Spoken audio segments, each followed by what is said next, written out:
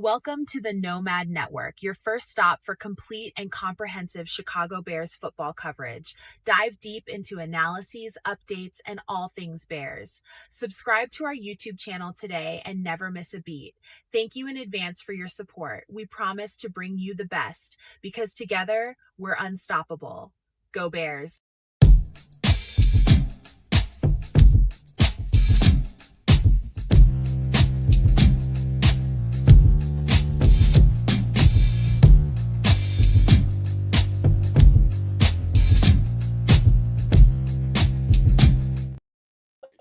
Yo, no maniacs. Welcome into this special edition. No, it'll be available after 5 o'clock. All right. Welcome to the special edition. That's okay. That's okay, man. It's live, man. We had things happen. I'm sorry, say that again, Roger. My bad, bro. Welcome to the special edition of Feed the Bears, where we do our job to feed you, the Bears. It's breaking news content, and we got breaking news right off the top. We knew we needed help. We know we need help in a couple different places, but one in particular was an edge rusher group. And so far, let me go ahead and put the ticker up so everybody can see it.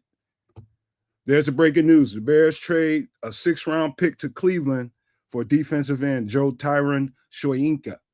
Bears receive a 7th in return. Let me get an image of him up in just a second. Matter of fact, let me just do that now. So I know a lot of people do not know who this guy is. As a matter of fact, we were just talking about that backstage. But this is him. I love this freaking football player. Number one, he played in of course, Tampa Bay, but his most recent team was Cleveland. This guy's a player, man. He's 6'5", 260 pounds. And before I get carried away, I'm almost feeling like I'm on the show doing this by myself. Let me pass this thing on to 2 birthday boys before we even get busy into the show, man. I'm gonna pass it on to Triple R first. Is his actual birthday today? Get right, cuz. Holla at your boy. Yeah, boy. Happy birthday, boy. Happy birthday, boy. Happy birthday, boy.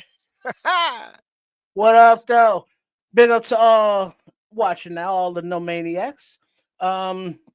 Make sure you are subscribed to the channels broadcasting now, the Nomad Network at Kez the Canuck, or is Kez the Canuck on here? I don't know, but big up to Kez. He's always part of the fam, as you know. But the home base of Sports Chicago Style, or the handle, as they are known by here on the YouTube. I don't explain it. I just tell you. At Triple RSCS.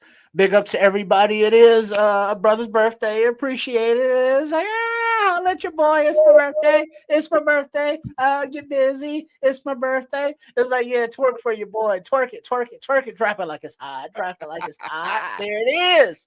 But yeah, we're here for the trade deadline. It's not a holiday, but it's like a special occasion. And we got Joe Tyron Shoyinka. For here, 4th known will be JTS. Is that agreeable to everyone? JTS. That's cool. All right. So yeah, that's what we got going today, and to see if Ryan Poles has any other moves to be had, especially with the. I mean, is this just a replacement for Deo? And is there still a move to be made? Or I don't know. And the trade deadline is in a few hours. So make sure you're logged in and share all of this good stuff, if you will. All of the networks previously mentioned. And let's go, boys. Bear down. Let's go.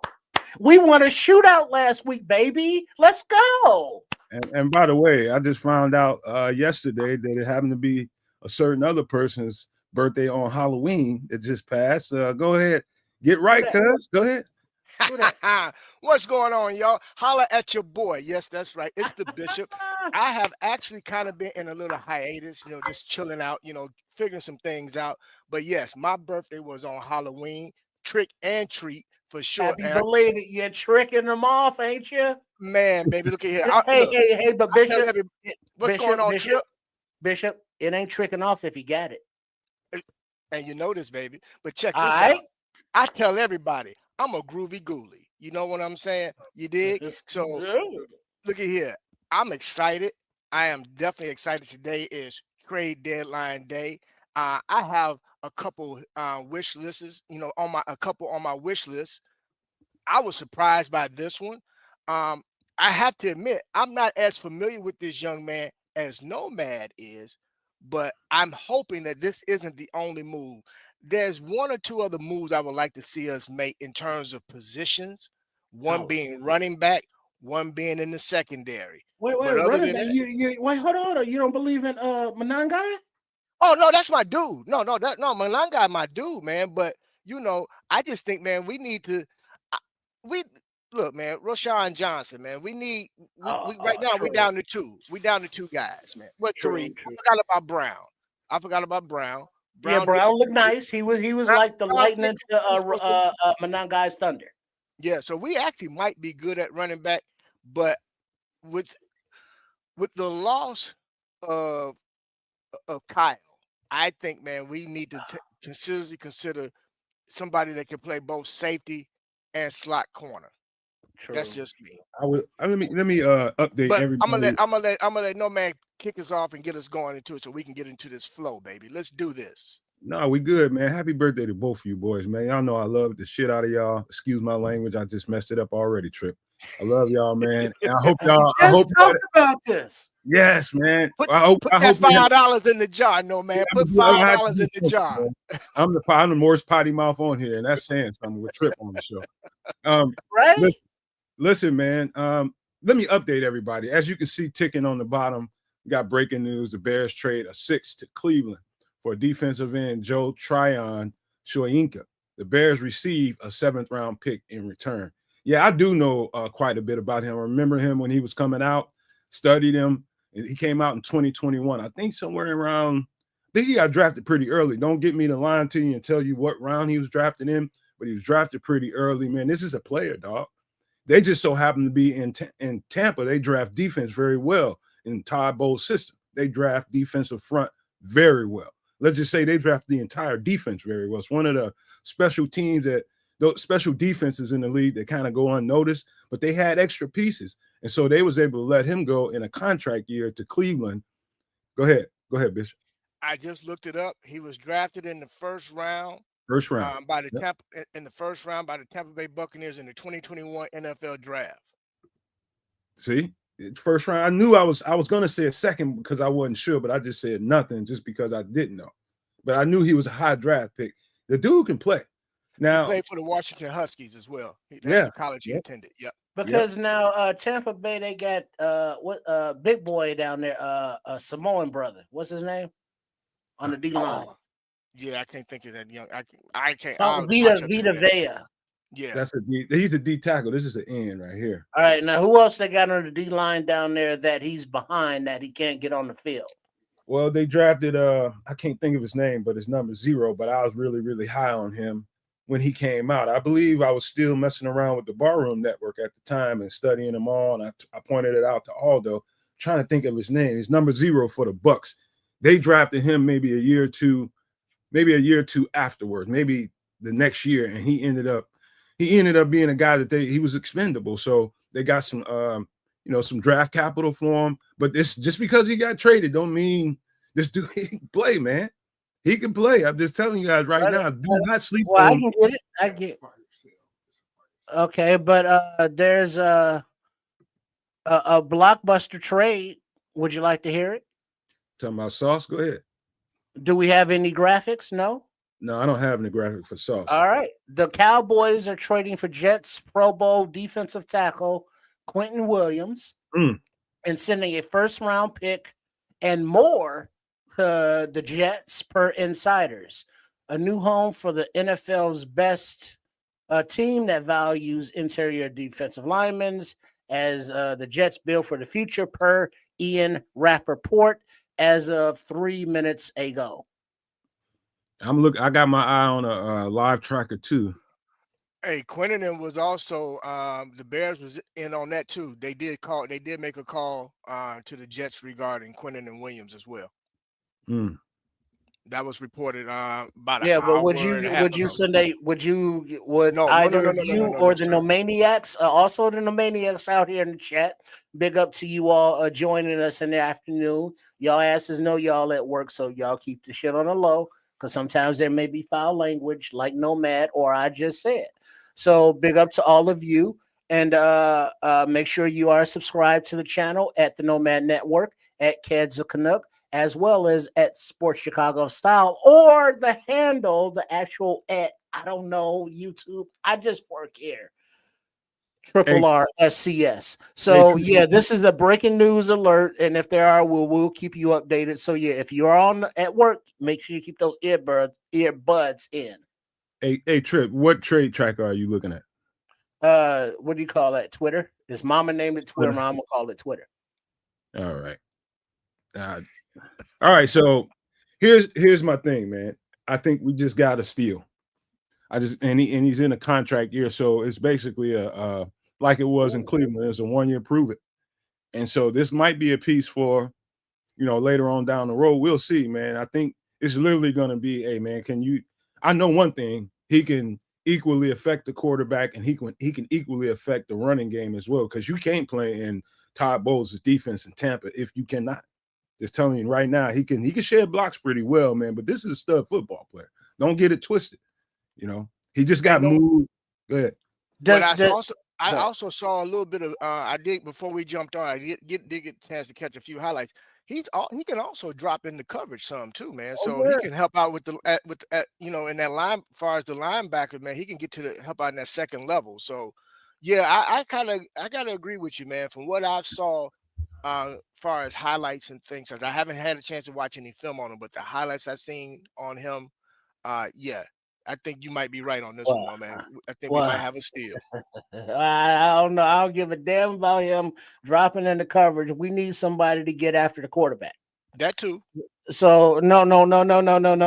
Yes, that too. That might be nice in some exotic schemes on the defense where they're blitzing a linebacker and dropping a defensive lineman. But just off rip, I want my defensive lineman to be able to get after the damn quarterback, because that's what this defensive is lacking. And with the injury status of our secondary, we need the defensive line to, let's say, do more. Is it fair? No. But we understand that injuries are not an excuse, but they are a reason. And if the D line is allowing 5 seconds for the opposing quarterback to find somebody open, he's going to find somebody open. And then if you have to blitz on the part of Dennis Allen's play calling, now you're leaving them more vulnerable in the secondary as they're in man coverage. And if a quarterback just lays it out there, now it's a big play. So the defensive line as a front four individually, without any blitz augmentation or help, they need to get after the quarterback. And if this kid, JTS, can do it, I'm all for it. And if he can be a building piece going forward, I'm all for it, because the compensation given up was, what was the compensation? Anybody got that on the screen right now that we gave up to Tampa for this kid? Ticking on the bottom. To Cleveland, right? No, no, to Tampa Bay. It's ticking on the bottom. Oh, Cleveland. No, wait, because there was a 6th-round pick that the Bears gave up, but the Bears also received this player and a 7th-round pick. It's all on the ticker.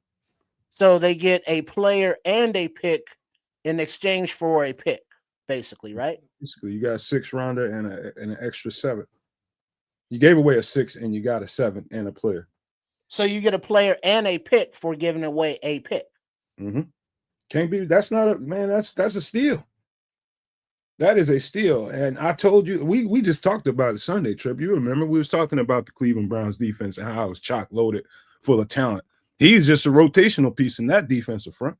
Yeah, that's the Trip thing about it. And he's a dog. So I'm telling you, that team was chock. Oh, wait, hold on, time out right there. Nomad. So I want the official clip right here. Be prepared to write this down in your notes to clip it up for the YouTube shorts and everybody else's shorts. Is Joe Tyron Shoyinka, JTS, stamp of approval as a nomad dog. Oh, he's a dog. He was that when he was drafted, man. I studied him.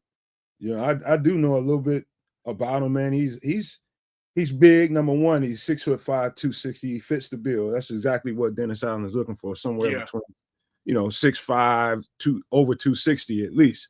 And you can play in this defense, man. He's a stud, man. He's a stud. He's been playing in the 3-4. As of recent, he played 8 games with Cleveland, but he's coming right back to the 4-3 system he started his NFL career down in Tampa. So it's going to fit him. And now the question is, and by the way, man, since we are on the watch looking for if the Bears make another move, we do know that we need a cornerback, right? We know that we need some help in that cornerback room. One little thing I wanted to throw out. Yesterday, I found out that cornerback Asante Samuel Jr. he's got the doctor's release to play football again. So he had a neck injury going on, and he pretty much missed the latter part, I think, last season and all of this year. And so that might be something interesting to keep your eye on, man. Maybe they bring him in for a workout, see what he can bring to the table, but that would not be a bad idea, man. Well, that explains why I saw recently on some workout videos of Asante. So that's good, man. Dude, I'm not opposed to that, brother. That could be a really good move, man. A nice sneaky move at that. Could be why everything is quiet right now. I'm feeling like they have to do something else in the cornerback room. Well, if they don't, go ahead, Trip. No, well, Asante Samuel, that would be a good signing because it's only a signing. So there may be some cap maneuvering that needs to be done, but it's not giving up any draft capital. So it's, a kid coming back from injury and, all right, kid, here's a few $1 million. Are you back healthy? And then if he proves that he comes back healthy, then you extend him further. He can be a part of the defense going forward, or he can just help himself. But it would be a good signing because our secondary is injured and the players that are out there are kind of lackluster. So any help would be fruitful, whether it be a free agent such as himself and or a trade. Yeah, it's we got options there. I don't know. Is Asante Samuel a better option than Deshaun Wright and or Nick McLeod? See, the thing about Asante Samuel is knowing what he is as a cornerback. I would say, just studying him, I say he's more of a zone-based corner than he is. He could play man-to-man. He's just like his dad. He can play man-to-man, but thus far in the league, that's kind of the system that he flourishes in. Not to say that he can't come in here and play a dominantly man system here with Dennis Allen, because I think he can. It's just about, at this point, it would be about, okay, how healthy do we think he is? Getting the doctors to run him through batteries of tests and making sure he's available. Asante Samuel on this team is better than the Bears without him. Let's just say that.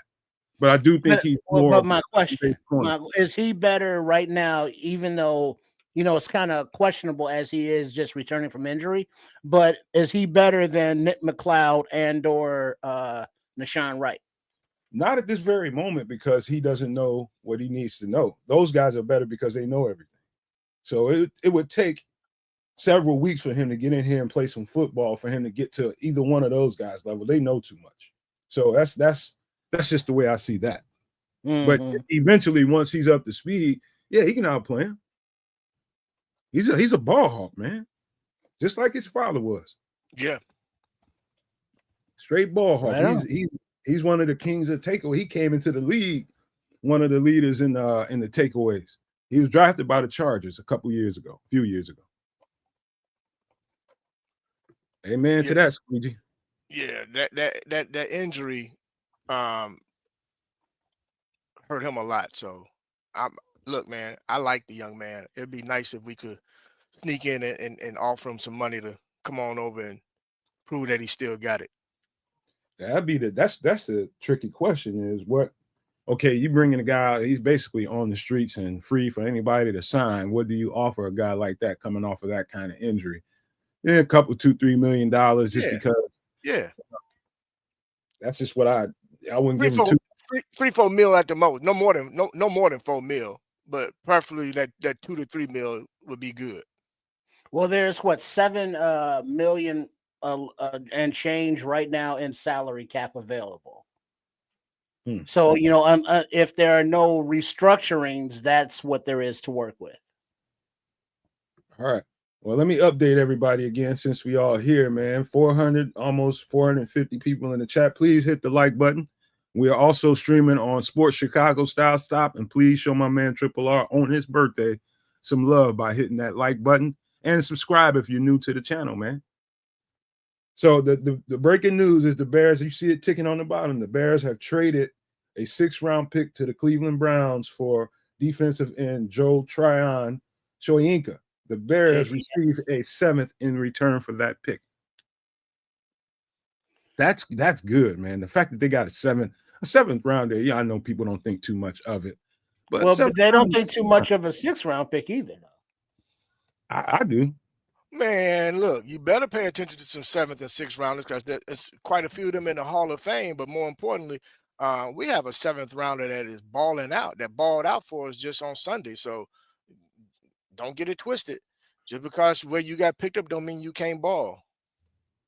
But and overall, let's say we're critiquing Ryan Poles right now without knowing how JTS will turn out as a player, but getting a player plus a 7th-round pick in exchange for a 6th-round pick, is that a good deal? Oh, yeah. Just think about, I know you guys don't know exactly who he is and how he plays, but if you want to take my word for it, you see the caliber of football player you're getting, and all you did was give up a 6th-round pick, and you got a 7th in return. This guy is dynamic, man. He can get after the passer, affect the quarterback, and he can drop in covers, as my guy Bishop said earlier. That's dynamic, man. That gives the defense a lot of latitude, the coordinator, the guy scheming up shit, a lot of latitude when you got this kind of big football player that can drop into space and affect the quarterback that way too.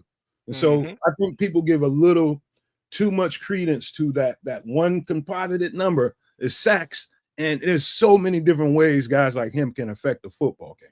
So many different ways. So I'm telling you guys, if you want to take my word for this, just know we got a steal. Ryan Poles don't get a lot of credit for the things that he does, but this is a steal.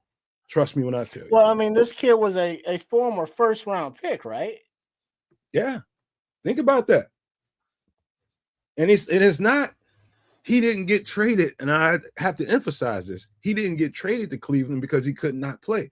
They were just overloaded at the position as Cleveland came in and pounced on the opportunity. And so this guy, because that defense over there is so deep, he ended up being a rotational piece. That does not take away. He's usually healthy. He plays hella football, man. He plays with his hair on fire, and he's got a motor to him. I'm telling you guys, wait till you see this guy. Start watching some highlights. You're going to see what I mean. Okay, cool. Now, y'all, I'm confused on this presentation from Ian Rappaport, but there's been another deal involving 17 minutes ago, Blockbuster, the Cowboys are trading for Jets Pro Bowl defensive tackle Quentin Williams, sending a 1st-round pick and more to New Jersey per the insiders, along with a 2nd round and a future 1st-rounder. The Jets are trading for defensive tackle Mozzie Smith. I was just about to say, Triple R, because they got Quentin Williams, that makes Mozzie Smith available. And just like that, here he goes to the Jets. Just like that. So essentially they swapped tackles. Basically. Okay. And then gave up a boatload to get it. Yeah, that seems kind of pricey, but okay. I mean, did y'all watch that Cowboys game last night? Is this player, something that will stem the tide against the onslaught of deficiencies that they have? Shout out Flus, I see you. He's gonna help. But ain't nothing gonna stop them from getting that buck. They're gonna get belt to bottom. Period. Quentin Williams is good, but he ain't that good to stop what problems they have, man. They just Yeah, man. They need stitches, a tourniquet, and some other things, man, to stop the bleeding that's going on in Dallas right now. Man, Quentin Well, Williams. hey, but Flus finally got his defensive tackle. So, now his defense should move according to. But, Jerry Jones had picks to trade and play with because of the Micah Parsons and Green Bay deal.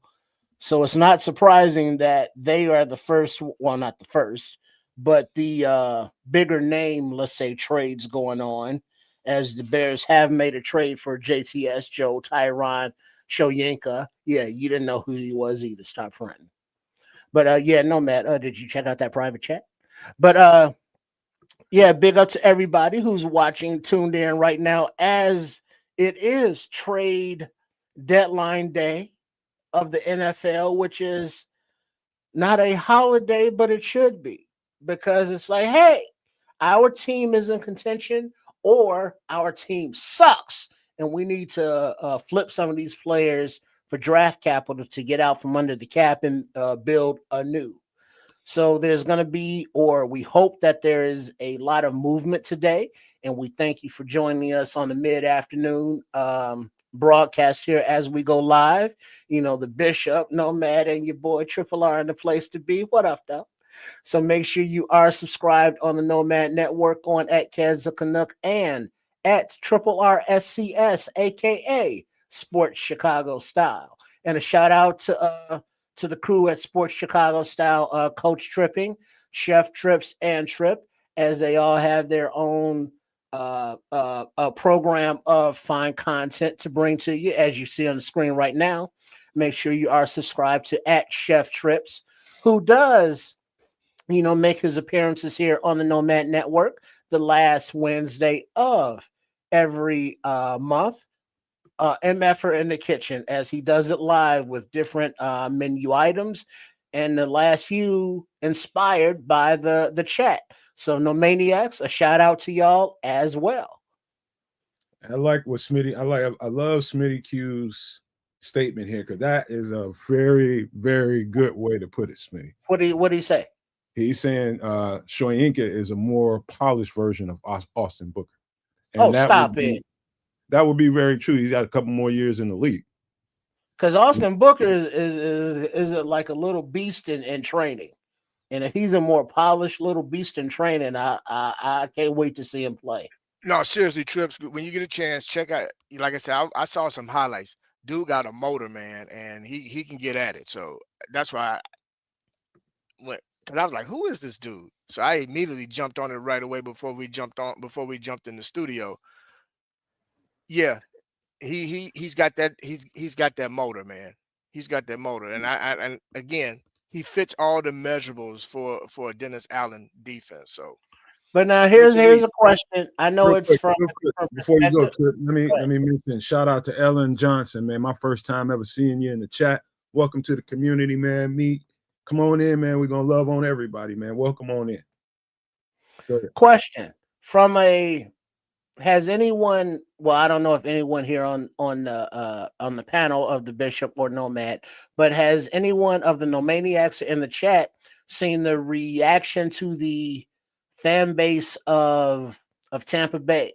Do they view him as a bust or view him as a player that just didn't get the opportunity? How are they looking at this trade because of him being a former first-round pick? So I know they gotta feel some kind of way about it, to be traded away, for a 6th-round pick and a 7th, or the deal that happened. But it's a 1st-round pick. So how are they feeling about losing him right now? Oh, I remember when he got traded, they didn't like it, but it's a money situation for them, and they knew he was coming in a contract year. Can we pay him? They decided to go back into the draft instead of giving him the money that they knew he deserved, and they let him go. And so the fan base, in Tampa, I've seen a few comments on Twitter. They know what it is, man. They just was like, damn, we couldn't give him something. That's just how they felt about it. But yeah, I'm telling y'all. So they're not calling him a bust. Oh, hell no. Okay. Hell Look, I'm gonna show you something that Smitty said. And this What is up? pretty damn accurate as well. Smitty Q, you on the road, bro? He says, I've been watching this kid because I watch the Falcons every week. I'm telling you, and he knows that because it's the NFC South. He says every week, this guy averages about every 10 plays, he averages a pressure. At least. That's a lot. That's a lot. I'm with it. All right, you know, Ryan Poles, do your thing. I mean, we obviously haven't seen him play. We don't know how he would fit or if he will be tangible at all, but it's a bottom of the, let's say, roster and kind of move. Does he, is he just a, 1-for-1 replacement to the expensive free agent signing of Deo because he went out with the Achilles and he's done for the year? Is this just kind of that replacement? But even before that injury, we were looking for an upgrade at the defensive end / edge position, as well as now I would think cornerback being a need. Let me color that in for you a little bit. Here's something I don't know that a lot of people knew about Dio, but Dio in the draft process several years ago when he came out had an Achilles injury, right? I don't know what this Achilles injury is, whether it's the same foot. I don't know. I'm not sure about it. I don't know anybody that knows anything about which foot it is, but if it's the same thing, now you got to start thinking about really long-term solutions because you brought Dio in a trade for a long-term solution. If he's got multiple Achilles injuries to the same foot, then how much down the road can you consider Dio Odingbo? So this could definitely be more of a long-term solution for the Chicago Bears. So this is a JTS is a re-signable option, you're saying? Yeah, absolutely. Because he's at the end of his rookie deal, right? He got to if Dio is, I think you just don't know how well Dio's going to come back. I think they're in a rock and a hard place. I think they almost have to, depending, because you just don't know where Dio's going to be by the time he gets back on the field. It's going to take an entire year, and you can't be dealing with no what ifs at this point in time. You got to have insurance. All right. Shout out to Smitty Q. He is on the road out there in BFE, Nebraska. And let's look at this, though. The Jets won it and now have 3 first-round picks in the 2027 draft, in addition to 2 first-round picks in 2026. Wow. I think it's safe to say the Jets are in a fire sale, bro. Yes. Anybody from that roster right now, any of you all would be interested in? Breece Hall. No maniacs. Everybody in the chat. If anybody from the Jets roster tickles your fancy, not in that kind of way, you Randy Devils, but that you would like on this Bears roster, throw it up in the chat. Let's see who you would prefer that Ryan Poles gets on the phone, makes that call to New Jersey or New York or wherever the F they're at to make a trade. Also, man, don't rule out defensive tackle. I'm keeping my eyes and ears out for Justin Simmons at this point. Is it Justin Simmons? No, it's not Justin Simmons. Jeffrey Simmons. Yes. Keeping my eye on that situation too, because Cleveland is in a tight spot too. They need a lot of help, and hold on to a guy like that. I don't see that being a big help in the future, man. And he hasn't been on the field. They've been saying he's injured in some kind of way, but I think he's been a healthy scratch. I think they're trying to listen to some phone calls and they didn't put him on the field. I believe that too. I believe that also. I just looked it up. No, man, there hasn't been anything mentioned about whether it's the same Achilles or not for Dio, but the fact that they haven't said anything lead me to believe it's a possibility that it could be. If it is, that's bad. And if that's the case, we keep him Shoyinka. I'm just telling you that right now. Ain't gonna be no. You're gonna have to do some salary cap gymnastics and make it happen. You're gonna have to do it, and you're gonna have to get back in the draft and get something. Because one of the other things, Bishop, is we also lost Shamar Turner. And so that's depth. And Dominique Robinson. And Don Robinson. They think Don Robinson will be back in a couple weeks, but we'll see. Well, I don't know, because I don't know. But ever since Ben Johnson called out the training staff, I've been thinking about it, and it's like we get Kyler Gordon back from a muscle strain injury, and then he's gone again. And then it's like Kwani B is coming back from his concussion issues, but he's kind of in this defense right now. Is that a physical thing? Is that just a mental thing? And the new Dennis Allen thing? We don't know. But then we get players back, and then they go down again. And so, TJ Edwards wasn't looking like himself this past week against the Bengals. He was looking like, I don't know. It just I don't know.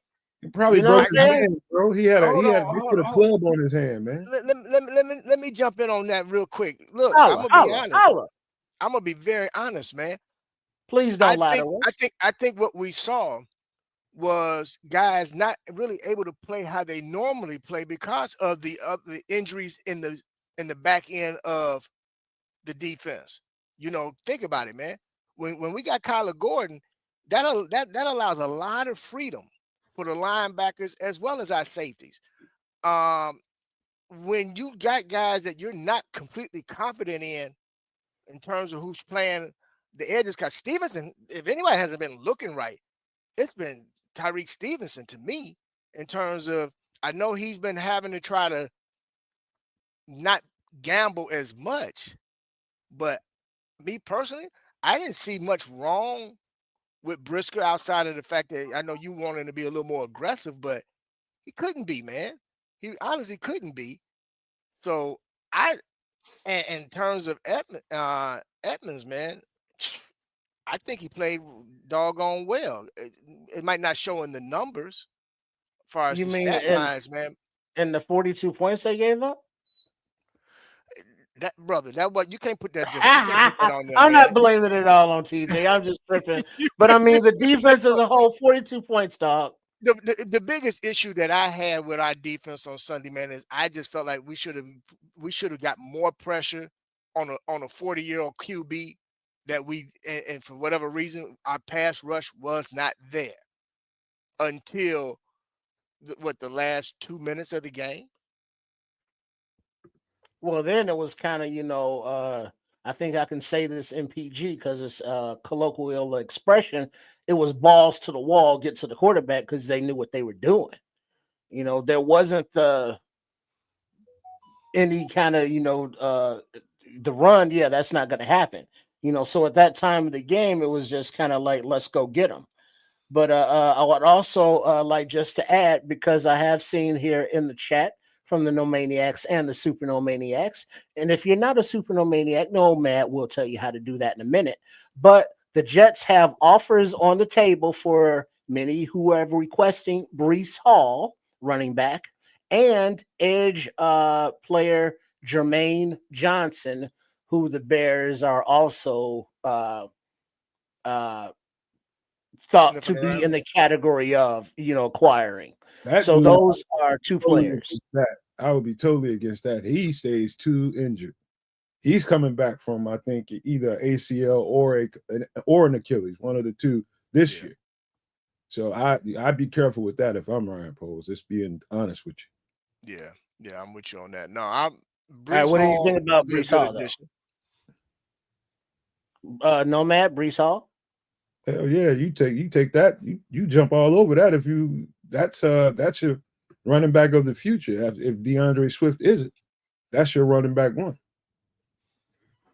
I know earlier in the season, per his camp, I saw on X or Twitter that he his mama named it Twitter, call it Twitter.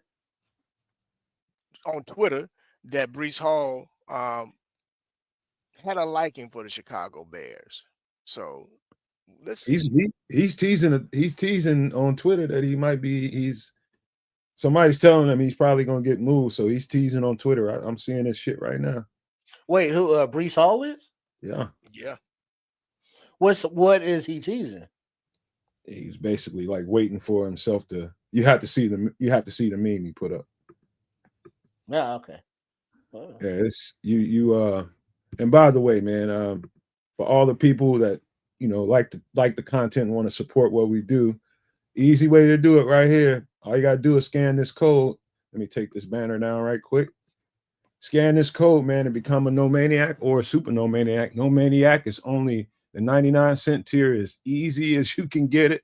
That's one quick way. Don't think that dollar don't go a long way, because it does. Help us out, man. Grab yourself a membership. If you really want to be generous, get you a $4.99 membership and help the channel out, man. We produce this content, but it does cost. There are all costs involved.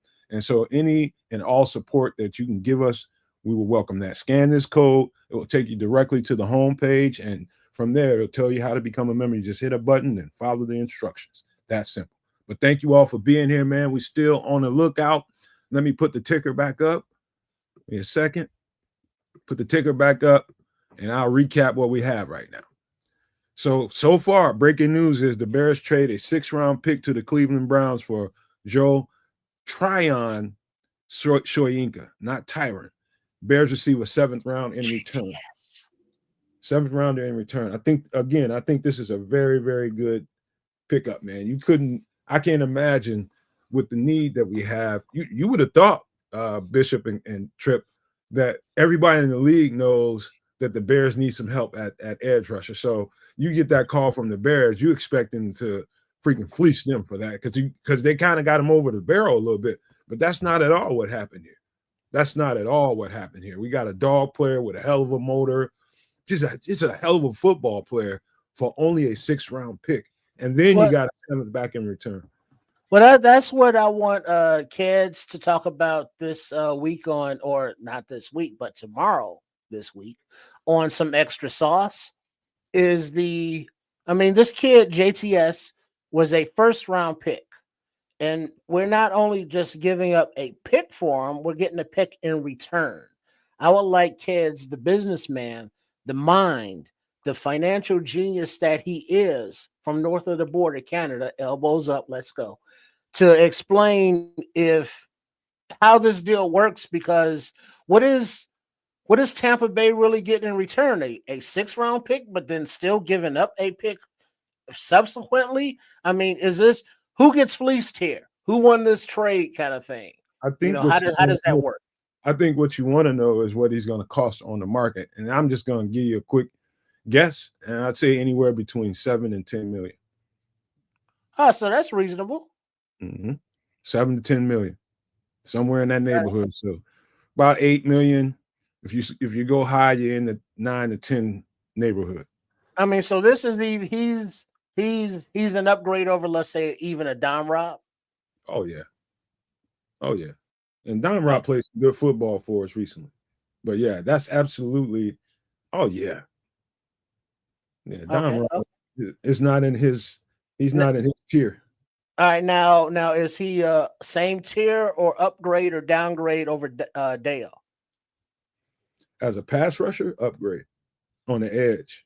Now Dio, I think he was eventually going to end up sliding in as a D tackle. They'll play him on the edge, but I think he was going to end up, his primary role was going to be as a D tackle. I think that's what they're learning about him. That's something I said, Trips. You heard me say it before when we got him. I was like, he played better defensive tackle than he played edge, and that's come to be true.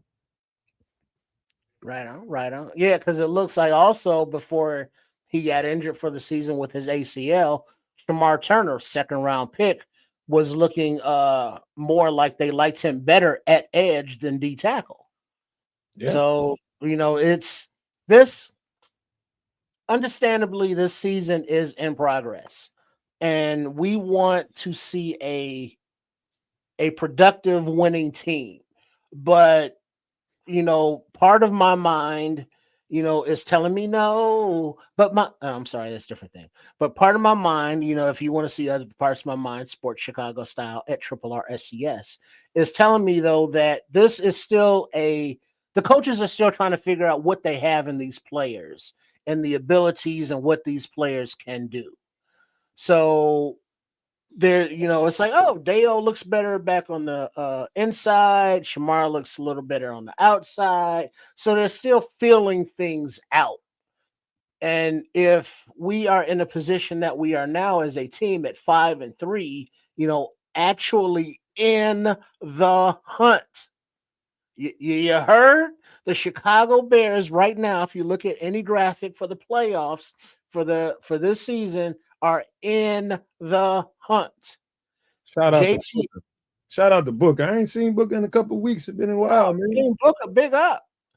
Oh man, what's going on, Book? Indeed. But if JTS can be an upgrade over somebody that we've had, or like a Dom Rob, who's supposed to come back with an ankle injury in 4 weeks or whatever. But yeah, I look forward to it. And it seems like it's a good deal. It helps this season. And if he proves himself, he's reasonably priced going forward, and he's an upgrade over what we have. And it wasn't expensive draft capital wise going forward. So I think this is a good deal, and I would assume that the kid will be on the field, Sunday against the Giants. So we're gonna see pretty soon what he has to offer. Hey, really quick, man. I'll just ask you guys this question. Do you think? I think, to be honest with you, without the Dale injury, I don't think they make this move. Do you think they make this move with or without the Dale injury? You think they had to do it anyway? I think they were I think they had to, in my opinion. But what's you guys' take? Let me know in the chat too as well. I think so. I think Sunday's game showed them that they were still lacking when it comes to getting after the quarterback, and they had no other choice. They had to make a move. That's just my take. Yeah, you need depth. That's what it. There's two things here. There needed to be a move made before the injury, and then the injury happened. So, if you do the algebra, geometry, or whatever the hell calculus math that is, that means two moves need to be made, to overcome what was previously needed. I don't, and without a injury to Shamar, who was starting to look like he was going to get moved out to the edge more often, that's another reason why not to do it, because you want to give him some reps. But yeah, I think they're in a rock and a hard place, and they had to do something. I didn't think, when I found out about the Dial injury, I was just like, they ain't got no choice now. They have absolutely no choice but to do something. All right, so Nomad, I'm sorry to cut you off, Bishop, but is anybody a college football fan? Either of you two, no maniacs? Because breaking news, James Franklin is headed to Virginia Tech as head coach on a massive 4-year, $7.8 million a year deal. It's good for him, James Franklin. So any Hokies fans, go ahead. Good coach, man. I like that coach. He got really close at Penn State, man. I think the quarterback ended up hamstringing him. I think he's one of the better coaches in the country, to me, by a long shot. He's a great recruiter, great with getting talent in his jurisdiction, wherever. What do they call the Pennsylvania, that little area over there? They don't call that the tri-state, do they? Yeah. Well, there's the Bermuda Triangle. There's the North Carolina Duke Triangle thing. North Carolina State, I think. Then there's a triangle with New York, Philly. So I don't know which triangle you're referring to. Well, either way, he does well on the eastern part of the country. There's some high-end talent. I mean, very high-end. Florida and Texas and all those places are always known for all the, extremely high-level athletes. But I'm telling you right now, the Eastern Seaboard over in that direction it's a hotbed for talent. Philly, Pennsylvania, the DC area. It's just so many good football players, and he used to own that over there. And I think he'll do the same thing over at Virginia Tech. He'll tear it up. Right on. Bishop, any thoughts? I'm happy for him. I think he's a good coach, man. I think it should be good, man. We'll see, man. It's hard to say, man. I don't think these guys get enough credit, man, in terms of the things that they have to deal with now, how NIL has really changed college football. So you kind of damned if you do, damned if you don't. You want to try to build, in terms of bringing guys in with your youth. But then again, you got these guys that you want to win now, especially all these programs want to win now. So it's almost like you have to infuse your program with NIL. But everybody's so impatient, man. I just hope he gets an opportunity to show that he's actually a pretty damn good coach. So I'm happy for him, man. Time will tell. Loving Smitty's comment here. He says, talking about James Franklin, he said he just has to lock down the Virginia Beach, Eastern Seaboard, DMV area, Eastern Seaboard, and he's fine. That's exactly right. Smitty's on damn fire today, boy. I tell you that. He's on the road on fire out there in BFE. But I tell you this though, it's good for this young coach here in the Virginia area.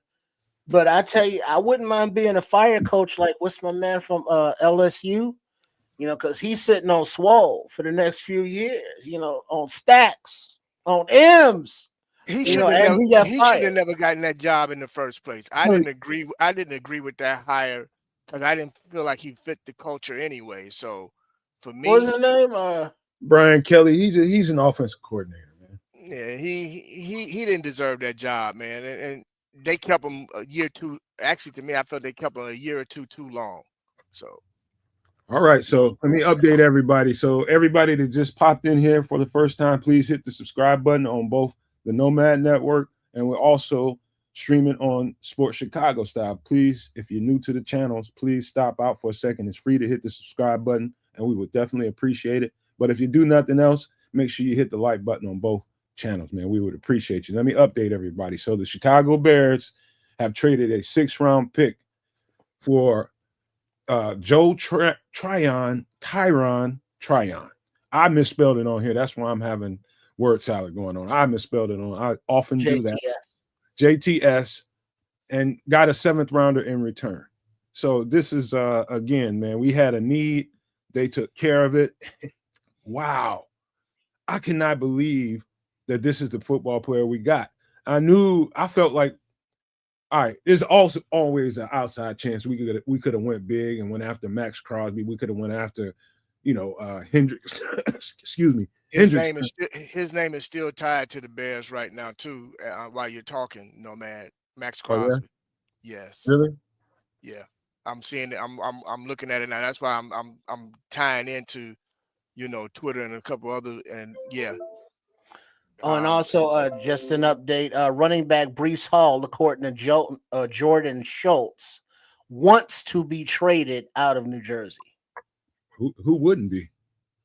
What? I mean, they're having a fire sale right now. Nobody want to be. I'm him. I'm like, man, get me out of here, man. I ain't trying to stick around for this, man. But now, if you're in New Jersey, how much are you holding out to trade him for? What's the compensation you would want in return? You're gonna probably get at least a 4th-round pick for 3rd or 4th. And now, if you're Bears in the Hollis Hall and Ryan Poles, is Breece Hall worth a 3rd or 4th to this roster? If they can get him, yeah. Hell yeah. And Breece Hall is a dynamic running back. Not only is he a force in between the tackles, he's good outside the tackles. He's great in wide zone. He's great in power. And he's a great receiver. I mean, probably has some of the better hands out of any running back in any of the running backs in the league. Breece Hall would be a steal. Looking at the back half of our schedule. Hold on, before you go, one second, Bishop. According, the Jets are asking price for Breece Hall is a 3rd-round pick, and thus far, no team has met that price. What I say, I figured much. I said a 3rd-rounder. But looking at the back half of our schedule, adding him would definitely benefit us, especially as it gets colder out. So, me personally, if we could get him, but I'm not. A 3rd-rounder is, to me, is kind of steep. Well, that's why there's been no offers at that price as of yet. Just because if we do make a move for Breece Hall, that doesn't diminish Monangai at all. It's just a 1-2 point. Yeah. Because I mean, it was so funny that Swift was standing there on the sidelines with his hoodie on, watching Monangai run for 176 yards, and then Britton Brown come in, from the practice squad and run, for a nice little tutty, off the left tackle. And Swift is standing there chewing his toothpick like, yay! Oh, shoot. Yay! Oh, shoot. And if Breece Hall is an upgrade, going forward, rookie deal is Monangai. Oops, hold on. Is Monangai having, Britton Brown is a practice squad guy, not expensive. DeAndre Swift is a free agent. So if a trade is made for a running back, let's say a Breece Hall, DeAndre Swift is now, I would think, the odd man out. At some point, not at the end of the season, yeah. But I think adding a Breece Hall with having a Swift, having a Monangai, it gives you so many different options in terms of things that you can do, especially how you can really use Swift. And the fact that we are now in the playoff hunt, we're in the conversation. We need that extra body, and I think adding a guy like a Breece Hall can allow Ben Johnson to be a lot more creative offensively with how he will use Swift. Real quick, shout out to Ellen Johnson, just became our newest member. Please, you guys, do like Ellen Johnson. Grab yourself a membership, man. Go to the channel, grab yourself a membership. It's as minimal as $1 if you want to help us out, man. It does help. That dollar is going to go a long way. And if you want to be very generous, you can get a $4.99 membership. But shout out to Ellen Johnson, newest member of our community. Welcome, Ellen. What up, Ellen? Welcome. But yeah, it's you're always gonna be searching for that running back tandem that no matter who you put in the game, you're gonna get effective ground production. And so, for a third round pick, I can see why people might think that's rich. You know what I mean? That may be why he hasn't moved so far, because they kind of got their nose in the air because he's a young running back and they probably want to keep him and build with him. But if somebody's going to reach as high as a third for him, I think they can bring it down to a fourth later on in the day, because we got about almost an hour, a little over an hour left before the bell strikes 0. So, hey man, they get that thing down to a fourth. I wouldn't be mad if the Bears wouldn't got him. Oh, not at all, man. Shoot. Like I said, adding him, man, considering, like I said, the back half of our schedule and adding a guy like Breece Hall, man, along with Monangai, that 1-2 punch, and then you sprinkling in and Swift, being able to use him in so many different ways, even in the passing game. Yeah, man. Yeah, now we cooking. Now I can honestly say adding somebody like a Breece Hall could help us really. We could actually probably take the North. For real, man. Man, it's I mean, but the Bears are 5-3. The Packers, the Vikings, the Lions are all right here. So the opportunity is here to be competitive in this division and defecate on some teams and be like, get the hell out of here. And it's right here. So we understand that there are some deficiencies, namely in the pass rush. Breece Hall would be a nice addition. We liked what Monangai did. It was one game. We're not going to get overly excited over the hard running behind his pads with attitude, delivering his shoulder, high and tight, carrying the ball, nice vision, nice footwork, nice decision-making, getting north and south. We're not going to obsess over that. But yes, there are opportunities here for this season to at least make the playoffs and be competitive and get that experience for the team. And it's like, oh, this is the playoffs. This is different than regular season. And if they get served, oh, well. But that experience is now under the belt, because as we've seen with this team, and especially this quarterback, as inaccurate as he can be at times, indecisive as he can be at times, he's clutch. He's got that clutch gene in him. He can make things happen. And with him receiving a pass from Tyson Bagent, Caleb Williams is a football player, people. He's not just a quarterback. He can get out there and get down and dirty on the gridiron. We need to give him his propers for that, his respect, his flowers, as the kids say. So, I mean, with what's going on, I like the direction, and it's like we're right there to compete in this division, and we can take this division because we can see what the Kitty Cats are doing. We can see what FGB is doing, and we can see what the Queens are doing. Do we believe in JJ? No, but we have the opportunity, and it's like, let's go. Let me shout out to Haroon Anwar, 27, just busted up in here and said, "Man, that's an awful take, man. We don't need no damn running back." Oh, damn. I was just getting everybody all hyped up. You come in and poo-poo on everybody. That's fucked up. Oh, I'm sorry. That's effed up. Yeah, man. It's people gonna have different takes on it. I told you it's all virtuing. Everybody's a fan. They think their own way about what we should do. But, so he also suggests a cornerback and or a safety to sign or trade. For sure. More than likely a cornerback, line or running back. More than likely a cornerback. Let me see. Smitty Q says, "How much are you willing to pay Hall?" I hate when people bring it to me like that because I'm not doing anything. I would just say Breece Hall on the market, and I'm just guessing, would probably cost you at a minimum $10-12 million a year. Well, for running backs, ain't that kind of like going rate these days? Because James, now is it James Cook, the running back for Buffalo? He wanted like 15 or 20 million or something.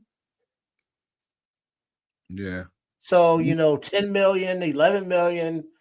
How much does Swift cost right now? Isn't he like 9? I don't know. That's a good question. I don't even know. Damn it, kids, where are you at, kids? Kids contract right now taunting us, teasing. He might be out of contract. His contract might be expired. Hold on, Trip. His contract might be expiring this year, and so no matter. Who's that? Huh? Who's Swift? Swift or Breeze? I think Swift. Breeze also. Breeze gonna be a free, unrestricted free agent as well. But now, if you just hypothetically go with me now, stay with me now. If you trade for a Breece Hall, you send a 4th or a 5th round pick, and the Jets take that.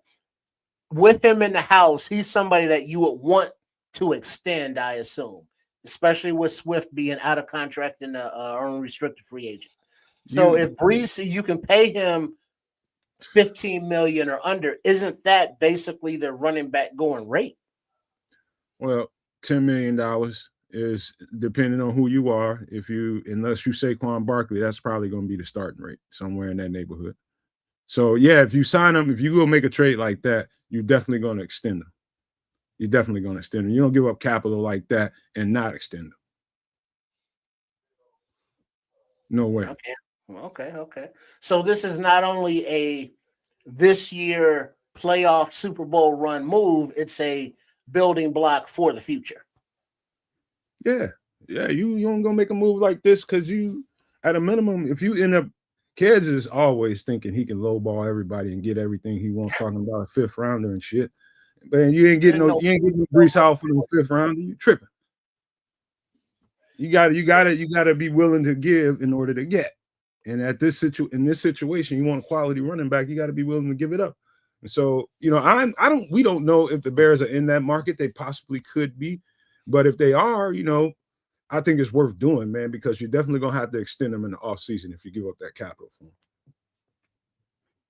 Now, that's also something that I would assume is going on, the wheeling and dealing back room right now, where if like Hallis Hall, Ryan Poles wants to trade for whatever player, not only are they in negotiations with the team for that compensation, but if it's a player who may need to be extended contract-wise, are on the phone with their agent as well, simultaneously, right?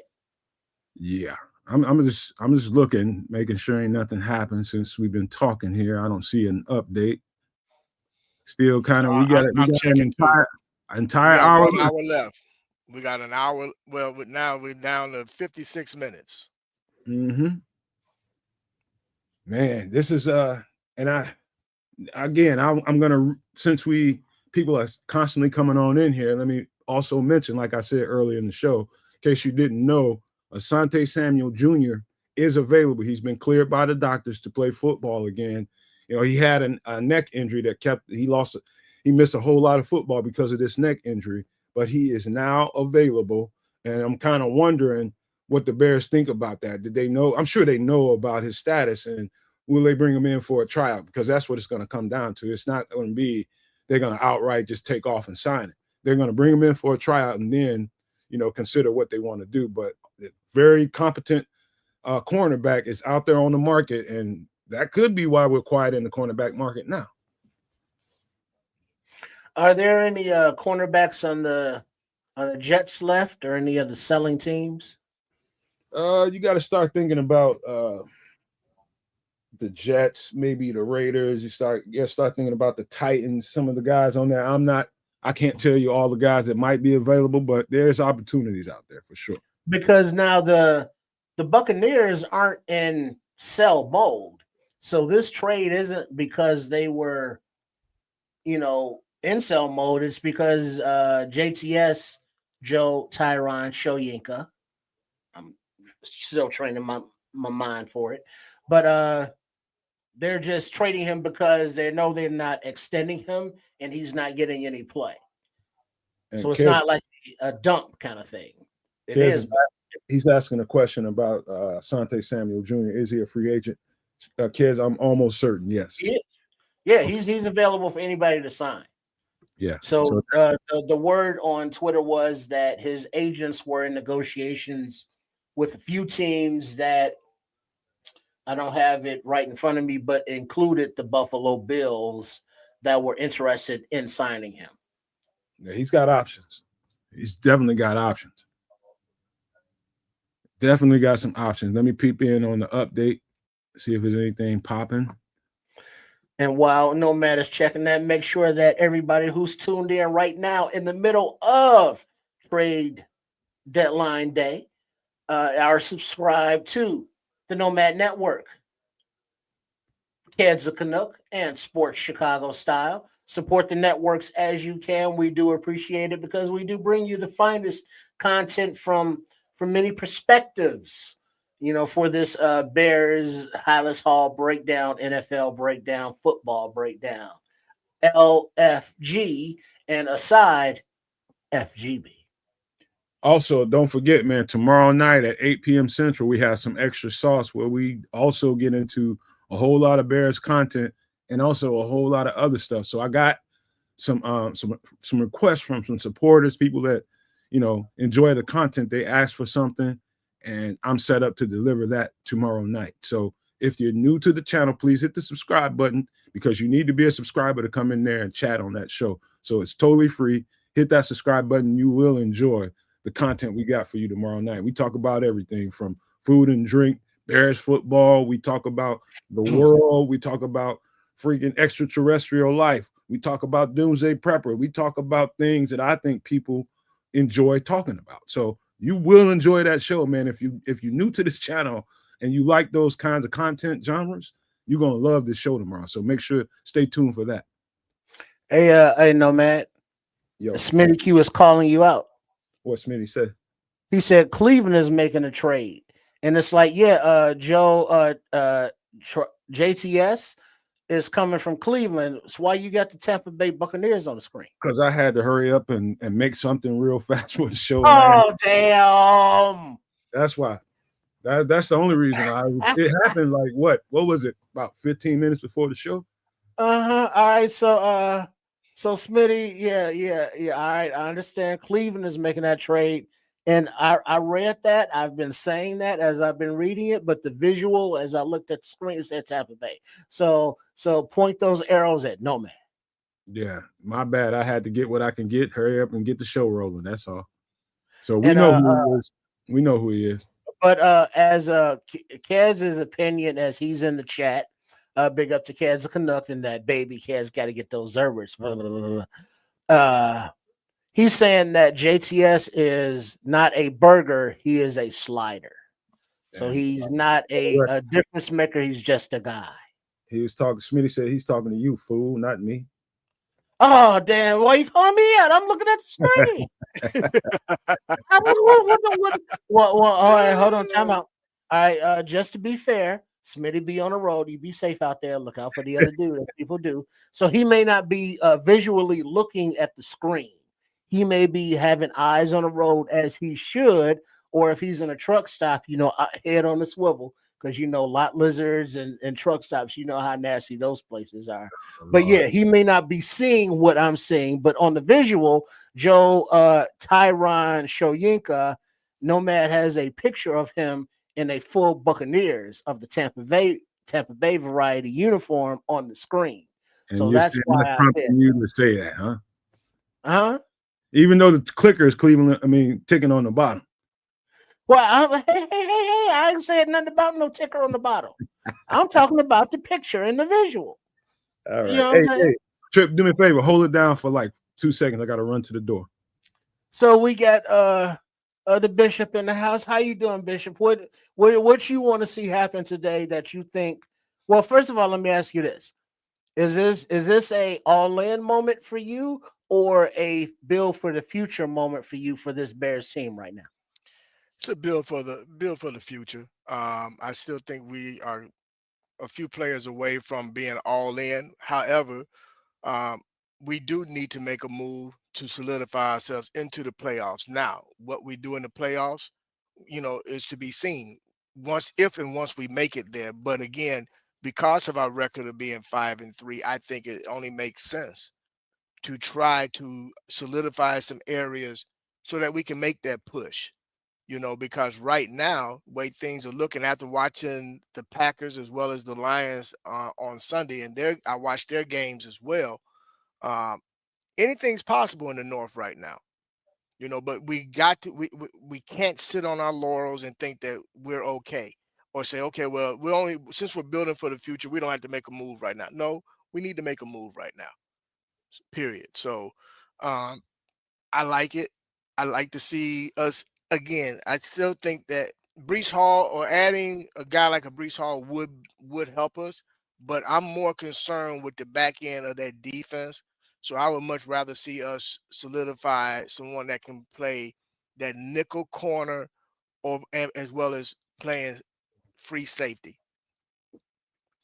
All right. I heard some of that at the butt end of it, man. Thanks for holding it down, bros. Yeah, man. No, let me layer on a little bit about Shoyinka. I do think he's a plug and play right now. I don't think it'd be very much that a player on the defensive line, there's going to be certain calls. I'm pretty sure that right now he's getting a FedEx package with the playbook. So on his way to Chicago, he can be studying up. They're going to play him Sunday. He's going to play a lot. Just telling you right now, get that playbook, get that email, that playbook, start getting it on your way to Chicago. When you get here, you're going to meet with the team, meet with the position coaches, meet with the D coordinator, and they're going to get him up to speed. And I think he's a plug and play guy Sunday. Yeah, I'm with that. I don't disagree. Yeah. Yeah, this is a good pick, man. I just can't say enough. I didn't think he might be available. I thought for sure, but I didn't consider the fact that Cleveland thought they would be a playoff contender this year, and that's why they made the move for him to have, that extra piece to their depth. For the simple fact that the season went south on them, and I didn't really consider, like, damn, they only got him in there for a year. So we should have been talking about this for weeks. But that's my fault for letting myself down. But go ahead, Bishop. My bad. No, man. How could Cleveland have thought that they were going to be a playoff contender when they couldn't even figure out what the heck they was doing at quarterback during training camp? There's no way they could have even thought that they were remotely going to be a playoff team. I mean, outside of course, if they're looking at the defense, yeah, but offensively, there's no way they could have thought they were remotely going to even sniff the playoffs. Well, that's the reason why they make a move to get Joe Flacco into a veteran quarterback to keep that momentum and get that momentum going. That's the reason why they did that. Otherwise, after you just drafted two quarterbacks, why would you bring in Joe Flacco? Other than they quarterback, they drafted a quarterback and a half. They got half of a quarterback in the 3rd round, and they got a quarterback in the 5th round. Mm-hmm. Okay. Yeah. That's why you do that, man. Now I'm telling you, defenses can take you places that your average person might not see on the surface. That's how good that defense is, man. That defense is tough. Tough. And so they probably felt like, hey, we get a solid running game in here, get a quarterback that knows what he's doing, a veteran guy that knows NFL offense, we can make some noise. And so it made sense to me, but very quickly they found out, hey, that ain't the formula. That ain't the formula. And my fault for not getting on this ahead of time. I did not realize they only brought him in for a 1-year deal. I did not know that. We should have been talking about this. Wait, wait, expand on that. Because they only brought him in for a 1-year prove-it deal, because they thought they had a playoff run in them, because they having a bad season and they ain't nowhere in hell they going to the playoffs. I should have been on top of knowing this guy was available. Should have been. That's my fault. I do pretty good due diligence, but I let this one slip by the wayside. And let me say something really quick also to our fans and our fan base. And I know at times I can be quite critical and have been in the past. But I want everybody to understand something. You guys might not have heard of this young man that you see displayed right now here on our screen, but know this. You don't always need a designer name to get value. You're going to find out that this was a value trade versus going out paying a bunch of money on what we consider a designer name. It's not always about the name, y'all. Just pay attention. Okay. Go ahead, no man. I'm sorry. All I want to say is, number one, if next time tomorrow when Naj is in the show, ask Naj. Naj is a Washington Husky football fool. He knows these guys inside and out, and that's where this guy came from. Number one. Number two, okay. There's a reason why you guys come to this show every week, because it's people on this show that really, really know what they're talking about. And so if you want to ever just take us for our word here when I tell you this is a very, very good trade and this is a very high-value football player, just take my word for it. Once you do your own homework and see him for yourself, you'll see. This is a really good move. Bishop is not BSing nobody down there. He is telling you the truth. Just because he's not a noteworthy name to you, don't think this is not a very, very good pickup. All right. Also, further Jets news and what we've been talking about for the last few minutes. The Jets have been looking for a 2nd-round pick for Jermaine Johnson, in addition to that 3rd-round pick for Breece Hall. So, do you, either of you, Nomadiacs, those in the chat, would you pay a 2nd-round pick if you were Ryan Poles for Jermaine Johnson? No way in hell. Shout out to Kevin Marshall, just busted up in here. No, it's too many injury concerns, man. And I love the dude because I'm a Florida State guy. That's where Jermaine Johnson came from. Hell of a football player, but just he's injured way too often. You really gambling if you make a move for that to give up a 2nd round, they tripping. All right, now, before you go, Bishop, let me rephrase the offer, Nomad. Would you trade a 2nd round for Breece Hall and Jermaine Johnson? That's worth a 2nd rounder. That's definitely worth the 2nd round. Getting 2 for 1. For both, 2 for 1. Yeah, 2 for 1. Hell yeah. Then every day and twice on Sunday. All right, but just a 2nd for Jermaine, hell to the no. No. All right, Bishop, your say? No, I agree with Nomad. I wouldn't for both of them, yeah, but just for Jermaine, no. But I want to why I got an opportunity.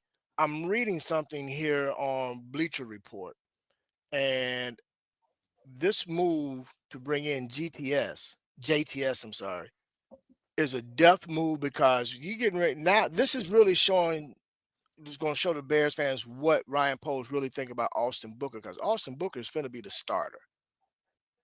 He's getting ready to be that other defensive end opposite of Sweat. And now you add a guy like this young man who is very much the almost an identical player to Austin Booker. We're getting ready to see some things defensively, I think, that we have been missing. And again, I'm gonna reiterate this. Get ready, y'all. Y'all might not have heard of this young man, but you're gonna know who he is come Sunday. We got a stud football player for nothing. For nothing. 6th round is a 6th rounder. I'm not. That's what they're saying. That's what they're saying here on Bleacher Report as well, no man. So, dog. I mean, I can't wait till you all, you know, maniacs, super no maniacs, get your eyes, feast your eyes. I know people are already pulling up their phones now and they're looking at the guy. But wait until you spend a little time checking him out. Don't be afraid to go back to when he was in college. Start there. And if you want my advice, start back when he was in college and you look at his development. You go into his first year. Well, what's his strengths? What does he do? Dynamic. He's one of those guys. Bishop said it earlier. He's one of those guys that can get you pressures on the quarterback, make that quarterback move. He can get you some sacks, and he can also drop back into space and really, really confuse and basically deconstruct an offense just because of his ability. He's long, he's big. You know what I mean? That kind of football player has that kind of dynamic to him. Now you have a few different guys on this roster that can drop back in the coverage. That's just going to give Dennis Allen more latitude in his play calling. Listen to these numbers, you guys. This is how you have to think about how a player can affect one's schemes of one's defense. And with regard to this young man, because he's been a rotational player since he got into the league. 36 quarterback hits, 15 sacks. That's his stint between Tampa and the Browns. So think about this. We're talking about the Tampa Bay Buccaneers, who has always had one more time, Keith. Run that back one more time.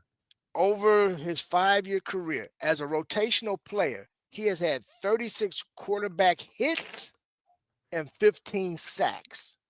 And we're talking about pressures the pocket. Yeah, I mean, think about this, man. We're talking about Tampa Bay, who drafted him, who has always had a very stout defensive line. And again, they wanted to keep him. They just couldn't. They didn't pick up his 5th-year option, so he chose to go to Cleveland on a 1-year prove-it deal. And then he goes to Cleveland, who is, again, has a very stout defensive line. He's in the rotation again. Now he gets an opportunity to really compete, but more importantly, solidify himself to where this could end up being a long-term move for the Chicago Bears, adding him to this roster moving forward after this season. Bishop, you getting it's one of the things that Ryan Poles said when he first got here. They love to get guys like that are in those situations, those prove-it situations. He's going to be hungry as a hostage when he gets here. Trust me. It's his contract year. He said hungry as a hostage. That's messed up, no man. That's hungry. That's hungry, boy. But no, think about that. Think about it. If you guys really think about it in terms of being drafted and you get drafted to a team that had, what was that, 2021, 2022 when he got drafted? 21. So Tampa Bay defenses have always been stout. If you go back and just check their roster and see who was on that defensive line, who he had to compete against to try to start, but more importantly, who he was backing up. And to be able to get 36 quarterback hits and 15 sacks, those are good numbers for a rotational player. Yeah. Very good. And those are very good numbers, and that's a good pass rushing stat line. But as Smitty Q is saying, I think we already have a pass rusher on the roster. We just have to be patient. And I'm going to go out on a limb here and assume he's talking about Austin Booker. I agree with you. But we need more than a starter. Yeah, and Austin's getting ready to be the starter who's coming off an injury. Right. Let's be. Come on now. We gotta be realistic about what's going on here. And everybody want to bash Poles, man. I'm not going to bash Poles on this one. I think this is a sneaky move, man. I think this was a sneaky pickup that's going to pay great dividends as we get deeper into our schedule. Hold on, Nomad. But building on that, with Turner going down, with Dial going down, so now we need depth going forward. That's Dom true. Rob, don't forget about Dom Oh, Rob is down yeah, too. Don Rob and his ankle. The practice squad is fresh out of defensive linemen. So we need to add somebody, and we will need somebody scheme fit going forward. And JTS, he's not a rookie. So, he's been on a couple different teams. He knows what the NFL is about. So if he can make a difference physically and mentally, he can do that. He has the opportunity. But I can also see this as that lower end move that may have been made, even if it wasn't trade deadline day, because of the injury status of the defensive line. Yeah. So, this is one of those moves that it's like, oh, this trade deadline day didn't even realize that, because this would have happened, because it's a necessity for this defense, on this Chicago Bears team right now because of injury. So JTS, he is not the only or the pass rusher. Austin Booker, if he moves up to the starting front four, now you have JTS coming in on your NASCAR package with Daniel Hardy and or whoever. So and even if Booker is that pass rush stud that we all want and hope that he is, we need more. We can't put it all on him, Right. Because of his, health status, and because of just, he can't be on the field 100% of the time. He's going to be off the field. So you need another guy to be able to come in and step up. You need another guy to train him. Or as the Asteroid movie said, be sure you tune in for Space Talk and other things on the Nomad Network, Extra Sauce Wednesday nights. But we don't know what, 2 is 1, 1 is none, as the saying is at NASA, according to that Bruce Willis movie. So we need more pass rush help in addition to Austin Booker. And if JTS can be that supplemental help, all for it. Well, let me express to everybody one more time how bullish I am in this football player. Somebody asked JTS about where you're from. You know what his response is going to be? This is how he plays on the football field. I'm from a town called Fresh Off Your Ass, and you're making me hungry. That's how he plays football. That's the kind of guy we're getting, man. This dude is extremely, he has an extremely high motor, and he plays hungry. And you're getting him in a situation where he's in his contract year. He's got to have it. Put that guy on the field, and he's going to be hell to deal with. I'm telling you. He just couldn't get in. He just couldn't get in the rotation enough in Cleveland because of the situation that is in. They also knew at a certain point that it wouldn't do us any good to be playing this guy high, snap counts, knowing that we might have to come off of him. We're giving him a chance to get injured out there. So smart by Cleveland to kind of take care of him in that regard. But I'm telling you, this is a hungry football player that has a high motor. I cannot wait to see Naj tomorrow. And you guys ask him the same questions you're asking us. What kind of football player is this? And that's the point. What kind of football player are we getting? An extremely hungry football player. That's what we get. Well, not to berate Smitty, but he's saying he's talking about both Booker and JTS. Damn. All right, Smitty, I know your back. It's cool. It's cool, babe.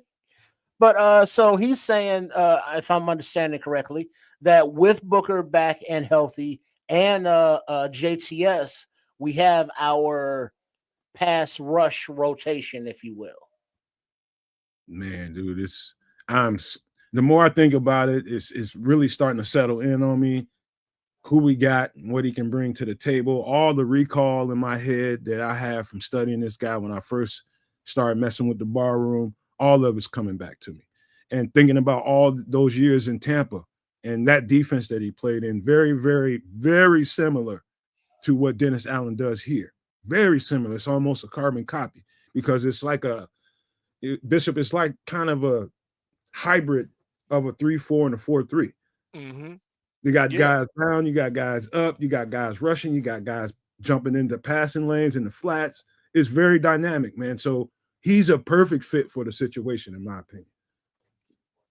Oh, man, absolutely. And that's the thing. You got to think about who we have as a defensive coordinator and the things that he likes to do, man. That's why they went out and got CJ Gardner as well, because he his familiarity with what DA likes to do, man. And DA gets exotic sometimes with his defensive fronts. And this adding this young man to the roster is going to help them, considering all the other injuries that we've had. And then imagine if we happen to get Dom Robb back in the next couple weeks, adding that to the rotation as well. I mean, man, what we need up front is the extra pressure, and I think we're going to get that now that we haven't been seeing.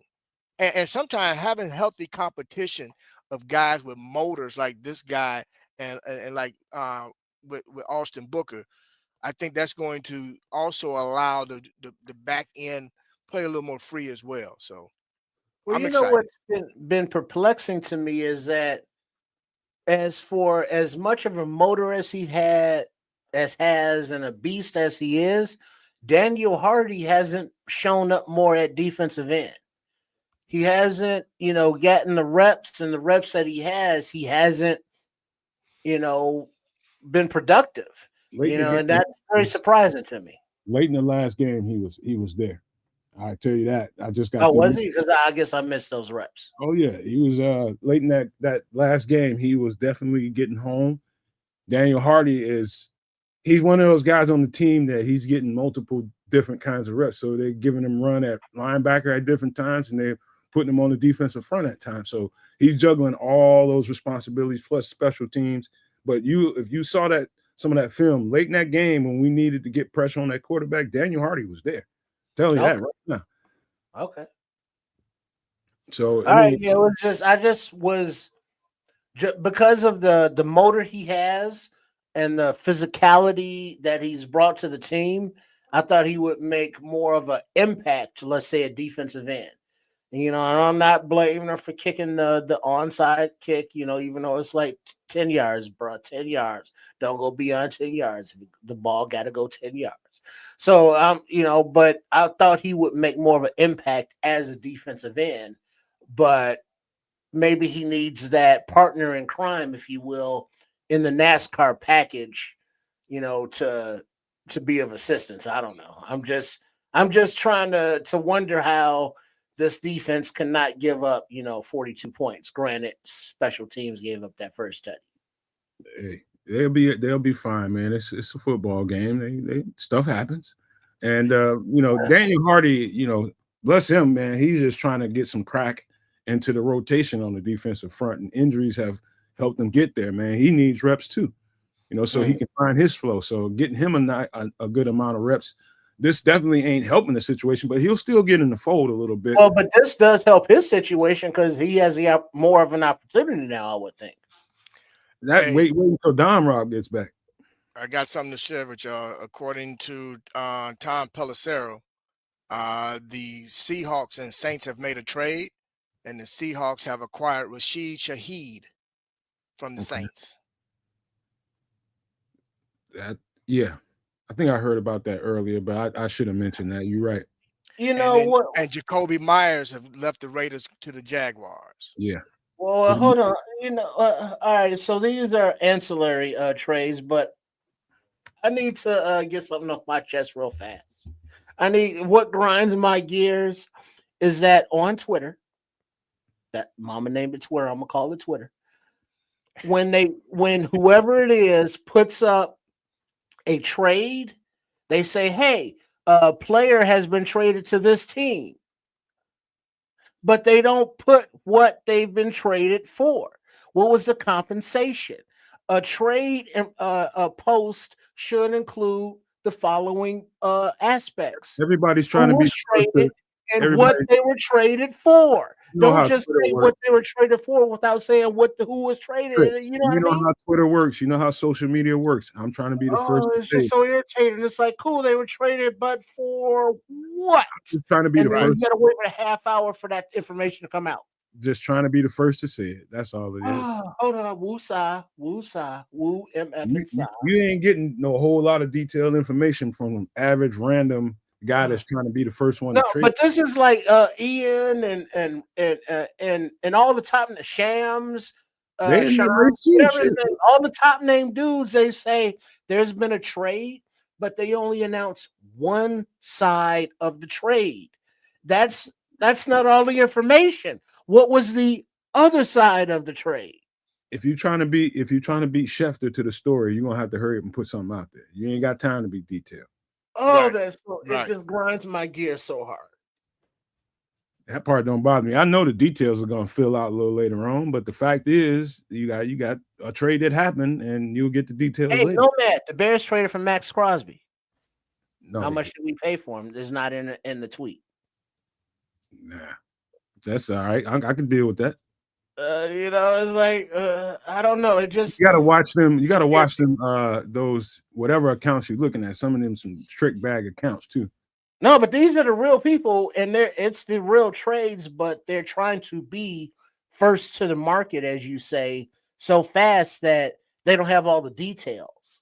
Yeah. And I would prefer, I don't have to be first, but I would like to have all of the details of the parameters of the trade before I announce it. That doesn't necessarily. I'm surprised that bothers you. That don't bother me at all. You see it. That's what it is, and you'll get the details later. But when you're doing live content like this, you take what you can get. And that's where the devils are, is the details. Yeah, it's there. That's where he lives. And you don't want him to be living. That's what it is. This is a live show, and we finding out things in real time. And no, I don't mean the show. I mean like the actual when they announce the trades. Like Smitty says, you got to go to ESPN for those details, bro. ESPN. Yeah, they do very good detailed whatever those trades are. Whenever those things pop up. Well, if you got YouTube TV, you can't even get ESPN. You got a phone. Wait, is that what is that? The .com? Yeah, you go to the .com. That's where you want to. Yahoo's pretty good. Let me think of some other one. I've been hitting Bleacher Report myself. That's a good one. I'm on CBS as a matter of fact right now. I don't know how they're updating live in real time too. And I'm looking. We got how many minutes left? It's 2:37. So what is that? 23 math. I still got some time here. Another thing to be mindful of is a lot of times during this time of the year, some of the stuff doesn't hit the waves until an hour or two afterwards. Some of the smaller trades and less notable trades that happen, that tends to happen after the bell. Smitty says that ESPN app is the go-to. Download that shit on your phone, bro. I'm looking at it right now. I just can't go to like a page where they got the same information. I got to download apps now. Yeah, Get off my lawn. It's a good app, man. Get off my lawn. Even if you don't add it, I don't have the app on my phone, but I did add it went to my browser and pulled them up. So, well, yeah, that's what I'm talking about. What is there like a tracker? Just ESPN, it has a trade tracker on it. You just go to that trade tracker. There you go. Now, I ain't trying to download nothing or install nothing. I just want to see what's happening. That's all. You probably they're live on ESPN at 3 o'clock Central Time. Yeah, I don't even know what channel that is because I don't watch it. I might have to. I ain't watched it since rest in peace. He was cooler than the other side of the pillow. Stu Scott died. That was decades ago. So I don't know what's going on over there. That's been a long time. Yeah, that has been. Yeah. So whatever. You know what I mean? So it's like ESPN. NFL Network has a good tracker too, Trips. If you want to do that. I can't find it. I would think it would be on like the main page. It's like tracking. It's like click on here. Well, you know what, Trips? I'm gonna have to get with you, Trips, because I do actually have available a streaming app that you can get all live television, movies, as well as series. So holla at your boy. Shut your mouth. Okay. On the down low, but not that kind of down low. So chill. For sure. Hey, all right, cool. All right, so I guess this is it. Many ways to get yourself updated, brother. Many, many ways. Seahawks at wide receiver Shaheed. Colts trade 2 first-rounders for Sauce Gardner. Is that what I'm looking at? Yeah, Bears at defensive JTS. that news is about a couple hours old. Well, that's all I got. I mean, I'm just reading what it say, man. I'm just clicking and it come up what it come up. I ain't writing it. I hear you, Smitty. He said that ESPN is how he keeps up with us while we commentating. Oh, okay. That's well, good. right on. I don't know. I actually just put it on my phone just for this situation. Just put it on my phone. Well, can't you put it up on the screen on the tracker thing? I could. What? I got CBS. I'm looking at right now. Y'all want to see that? Well, whoever you whatever tracker, throw it up on the screen. Hold on, man. Hold on. Do you have to refresh that, or does it auto refresh? Sometimes it auto refreshes. Sometimes it doesn't. Yeah. Okay. Yeah, but it's just a little different visual going on for those that give me a aesthetically pleasing, if you will. Because some people are listening, whether you're on the road or you're on, doing your dishes or cutting up some veggies for your dinner tonight. Whatever it is, or this time of day, y'all at work. Y'all know you at work, supposed to be working and shit. But you got the Nomad Network on, so make sure you are subscribed, and make sure you are also subscribed to Kids of Canuck and the triumvirate of Sports Chicago Style at Triple R SCS. We do appreciate you hanging out with us, and make sure you come back tomorrow night for some extra sauce, where there's a whole variety of topics discussed, but also the Bears as well. So when the trades happen, the deadline is today at 3:00, which is another 19 minutes away. They may not be announced for another hour, or if JTS is the only deal made today, it gives you the opportunity to go look at some film of them, some footage, and then we can talk about it tomorrow night on Extra Sauce. So, make sure you are within the know on the Nomad Network. All right, so right now, I'm looking crazy. What you got on the screen? What did he say? What Smitty you talking about now? Trips got to put on his bifocal monocle to read the apps. All right, so why you playing around? What I'm saying? Holla at your boy. Hello? I can see you now. And he got the neck hang on it.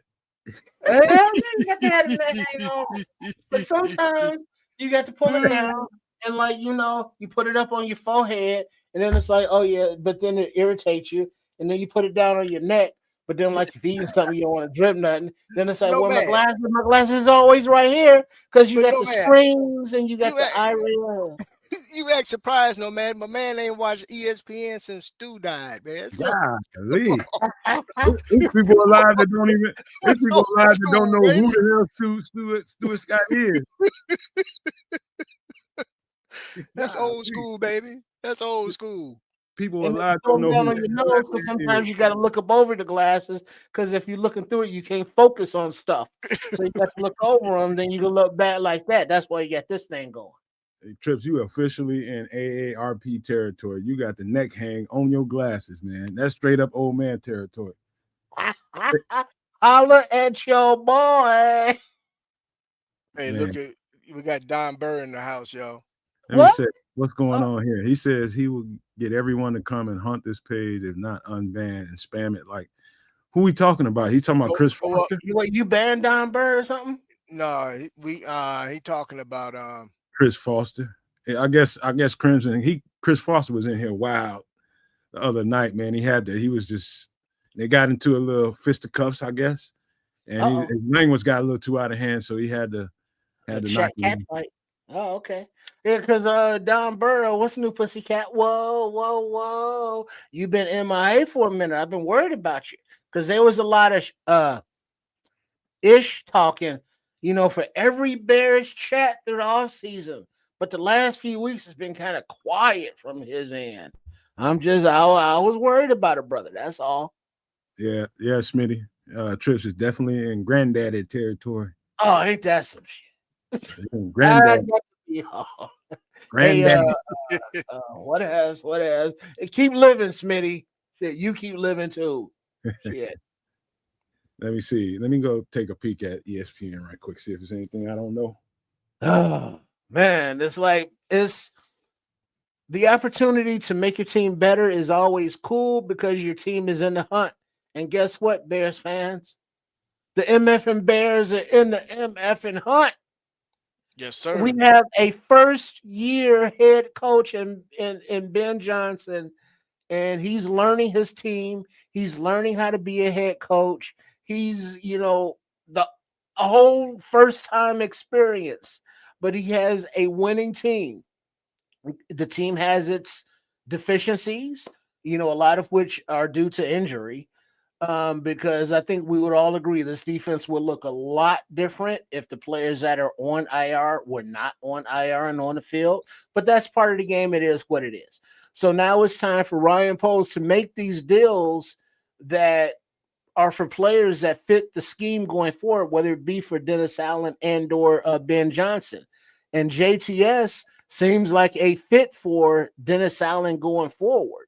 So while we are in the hunt and making moves for this year, it's also about building for the future, in my opinion, and I guess others as well. But I like this move that's happening, and we only have another, if we're on the clock, another 14 minutes of the trade deadline. So it's like, what's going to happen, if anything? Because now, Nomad, Bishop, No Maniacs, everybody in the chat, if this is the only deal that Ryan Poles makes today, are you happy, mad, or just kind of like meh? Or what is your opinion, attitude, if JTS is the only deal that Ryan Poles makes today? That means to me that they're eyeballing somebody either on practice squad or somebody that's out there on the free agent market like Asante Samuel Jr., or something's happening and we just haven't heard about it. But if that's all they do, that doesn't mean that they're not going to do something later on. If we don't hear about it, that doesn't mean they're done. Bishop? I ain't got nothing to say on that one, man. No comment. Are you going there? Yeah, no comment. You pleading the fifth? They need fifth. You asking me if they need to do something? Damn I mean, would you be disappointed if this was the only move made today to improve the team? Okay, to answer that question, that would mean that they're expecting somebody to come back sooner than thought. That could be something. Well, I mean, but looking at the deficient, like Breece Hall aside, if let's say they believe him and none guy don't want to trade for a running back, but there is a need at, let's say, well, I guess defensive end we've taken care of, maybe any place else on the defensive line, but specifically cornerback. Are you comfortable with the cornerback room not right now going forward, or would you look forward to a free agent Asante Samuel type signing? Well, let me color it in a little bit. Number one, CJ, we just got CJ Gardner-Johnson, who just got his first game. He got fire hose with information just to make sure we can get him on the field. We got that going on. We don't know exactly how long Kyler is going to be going. To answer that question is hard because they know way more than we do about who's going to be available and who's not. Just getting CJ up to par, not knowing when Kyler's going to be back. I'm just assuming Jalen Johnson is unavailable for the rest of the season. And so you got a couple of little situations going on there where you just like, okay, if they don't do something, okay, that means they know more than me. Outside of that, there could be so you always need somebody to dance with you. So there could be inquiries going on that we don't know about, and maybe people are asking too much for what they're looking for. We just don't know. So it's never going to upset me if they don't do something. It's just they know more about this team and how to go about this stuff than we do. All we doing is sitting here following it. Well, but I mean, like from a player perspective in the locker room, if you're saying, man, we could really use some help at cornerback, but they don't do anything, or we could really use some help at defensive line, and Poles doesn't do anything. Are you disheartened? Or are you Nope. just kind of like, well, we gonna roll what we roll with, as opposed to, oh shit, we traded for this dude, let's go. Yeah, I'm fine with it, man. They know what they're doing. I'm fine with it, Okay. and that's a waste of energy for me. It's a waste of energy. I'm not gonna feel no way about it. They know what they're doing. Well, what do you think, No Maniacs, Bishop? Would you be satisfied if JTS was the only move today? Me personally, no. However, you got to think about who's out there who could potentially be available.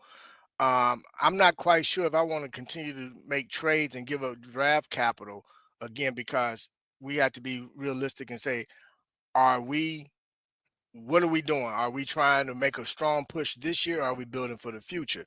Now, if we can pick up Asante Samuel Jr. because he's on the streets, I think that would be a good move. I would be pleased with that addition. I would like to see us still address, the secondary, whether it be a corner, a safety, or a guy that can play both. I would say too, Bishop, and I think, and this goes to the attractiveness of Chicago. Sante Samuel comes into this building. He has a very high chance, and I know this is probably what he weighs at the last minute before he makes a decision. How fast can I get on the field? Which one of these teams gives me the best opportunity to get on the field right away? And just off the top of my head, I would say Chicago. Chicago is in a desperate need situation, wouldn't you say? Well, but Yes. before we get that far, how would you think his conditioning is football wise right now? He's been off for what, a year and a half? Oh yeah, he gonna have burning lungs for a couple of weeks. That's the same thing that happened to CJ. He's just out a couple of weeks and he probably had burning lungs. Yeah, you'll never be in football shape until you go play football. You can be doing all the stuff in the world, boy, but them lungs need to get used to that air flowing through them when you're hot and tired. So yeah, he a couple of weeks, 2-3 weeks, he'll be back to where he needs to go. Man, football is like riding a bike. You never forget how to play it. Well, I asked because we're in week what? We're 5-3, so week 8, week 9, we're in week 10. There are only 7 more weeks to go. And if he takes, 3-4 weeks to get into game shape, and then maybe we get the reinforcement of Jalen Johnson coming back, and he needs to get back in game shape. Now we're, right butt up against the end of the season. Give it some time, Scroll. Man, let's see what shakes out, man. We got like less than 10 minutes left. We got up in here. Got less than 10 minutes on the clock before the bell strikes 0. Got about 8 minutes. Yeah, 8 minutes. And then like Nomad was saying, sometimes it takes a few minutes or whatever for the late deals to filter through. But other than that, ain't nothing really been jumping off. Nothing. Yeah, we had a few, but there's going to be some small time deals that's going to shake through after the bell sounds. There's going to be some small deals. I just like what we got. We definitely needed some help. We need desperate help after Dio went down and Shamar went down. That was something they had to do. We see the cornerback room as a position of need. Let's see if they see it that way.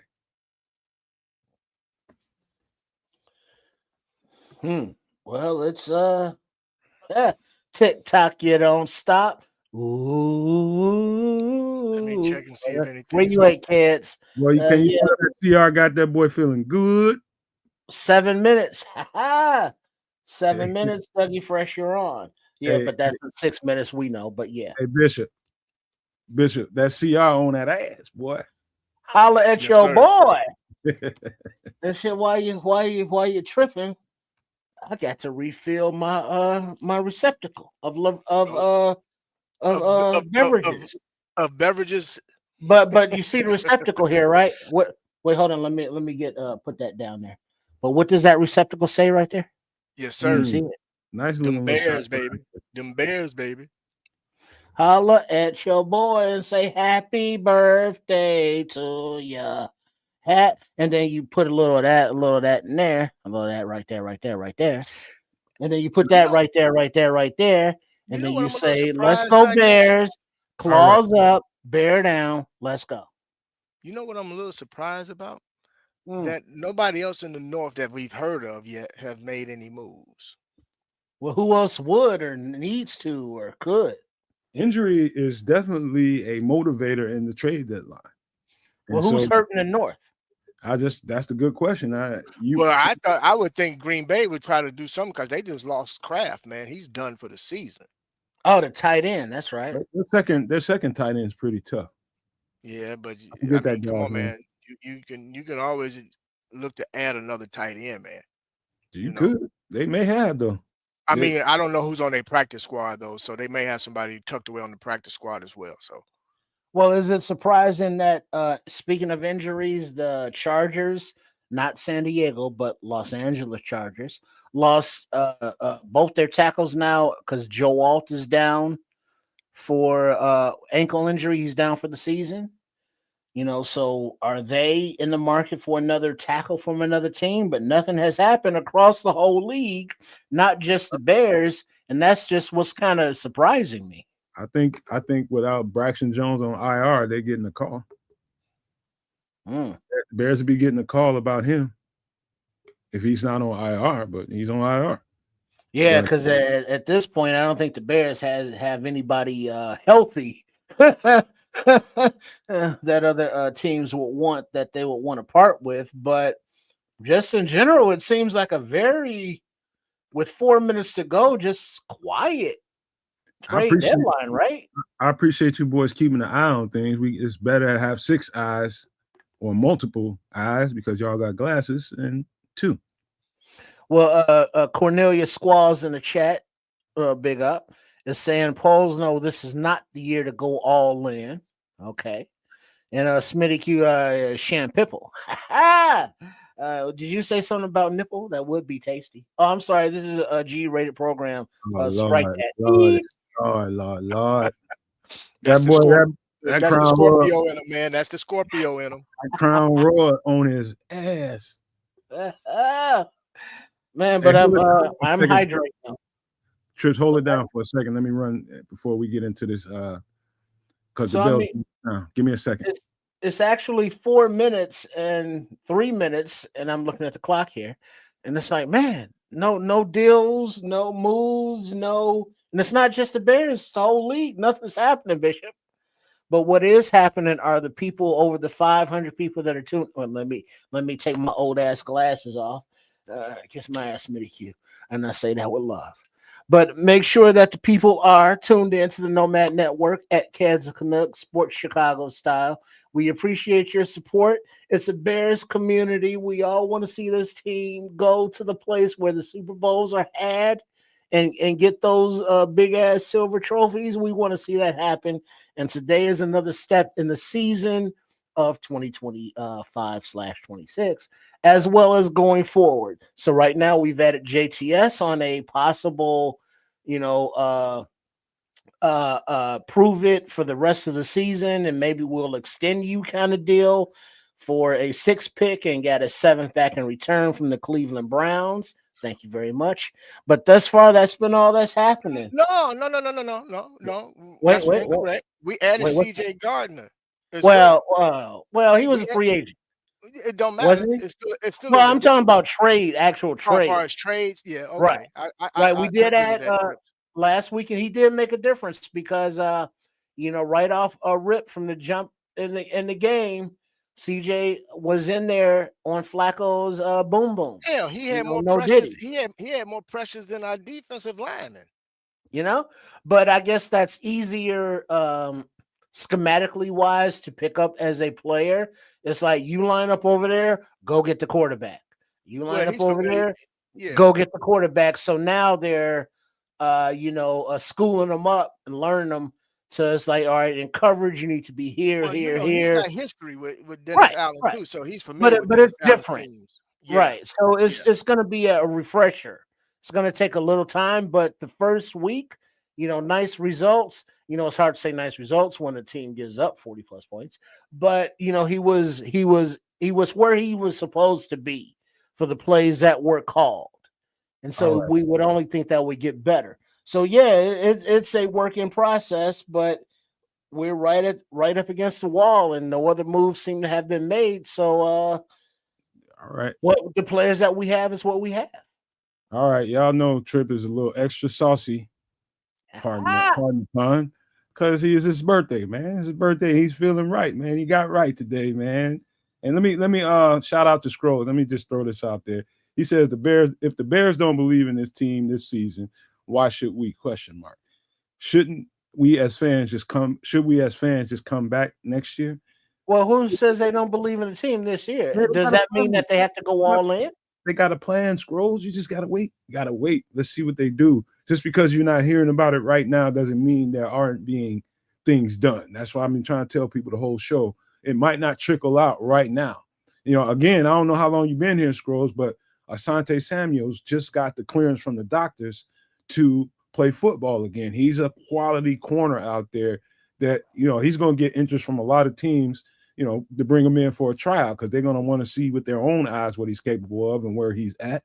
But that's an opportunity for us, man. I think Chicago is a very attractive place given the circumstances. So we just got to wait and see a little bit, Scrolls. Chill, Red Baron. And now, what is Smitty saying? He has a comment here, but I don't understand what that means. Don't, because you're going to go down a road you don't need to go to because that crown is on you. Trust me. He just wanted to send you a birthday present, basically. Oh, well, I appreciate that.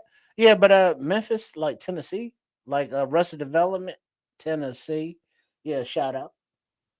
Yeah, but it doesn't look like not only the Bears, but no other NFL moves have been made. Is that what I'm really seeing? All right, let me look. Let me look and see, because usually when that whistle blows, that's when some of the reporters. Do you guys got Schefter or Ian Rappaport on your? Do you follow them? Following them both. All right, just keep an eye on them too, because there's going to be some news that trickles in the next 15, 20 minutes, I'm sure. So we'll see for the next 30 minutes or so, just to make sure that we get, if there's something that happened, we'll figure out something. Well, I got a 5-syllable word for you. You ready for it? Anticlimactic. That's what this today's been, I think. Not to me. Oh, there we go. We just got a deal. Wait, holla. What up? You see it right there on the screen. Last deal of the day. The Chargers we just got through talking about an offensive lineman, Trevor Penning from the Saints. Oh.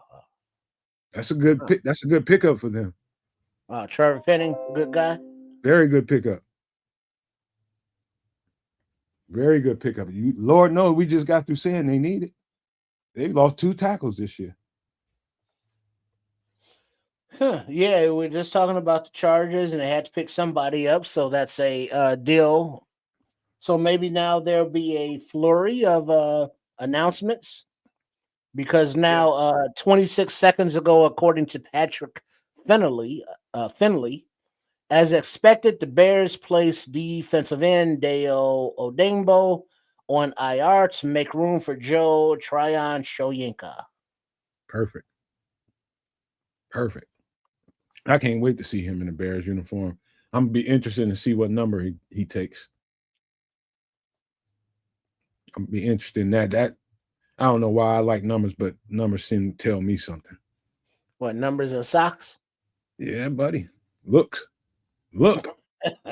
Trips don't believe me, Bishop, but how you look is how you play. Oh, yeah. Hey, they think that's so insignificant, him and kids. Boy, when you look good, you play good, man. That's so true. Not just play good. When you look good, no matter what you do, believe it or not, how you look carries over to how you perform. Mm-hmm. So you dress for the job you want, not for the job you have. Absolutely. I know. Yeah, I get all the psychology, self-mind effing. I get it. Yeah, man. It's just psyche plays into everything you do.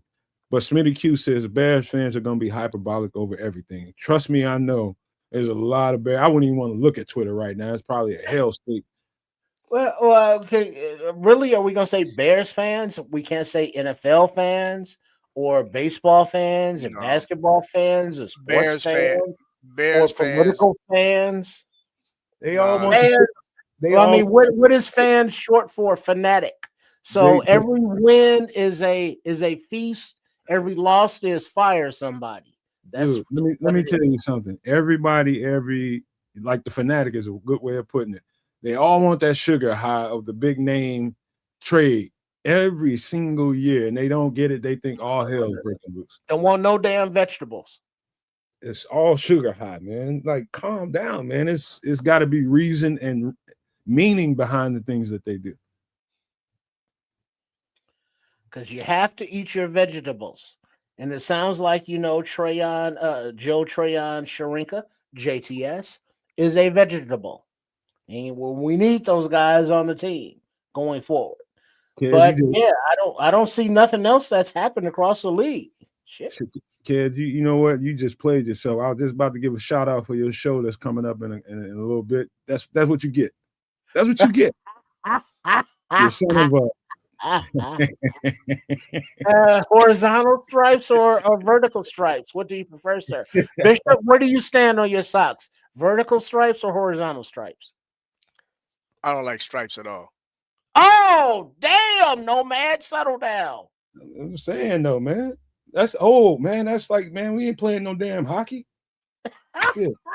What you doing on my socks, man? He needs some kind of hockey players. All them stripes. We too much into tradition in this city, man. I'm tired of it. Change it up, bro. So I mean, you wouldn't wear just a plain orange or navy blue sock? No stripes whatsoever. A solid colored sock. I'm fine with it. Yeah. Okay. You good with solids? Yeah. Okay. Cool, man. No, but stripes, they got to be horizontal, not vertical. Dang, stripes, man, throw them in the garbage, man. Save them for the throwback games. When you use your throwback uniforms, you can play them. You can use them. But, man, every week, man, my stomach hurting, man. Right. Oh, man. So it's not only the on-field play, it's the uniforms.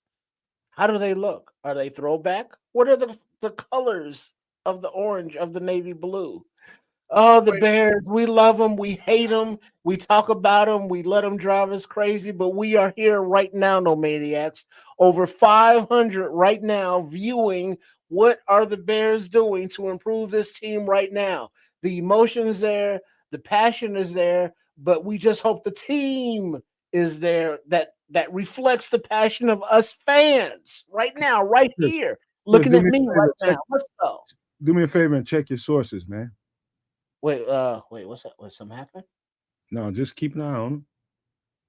Oh, I am. I'm refreshing. This is doing a good job of updating live. Yeah. That's why the people are here.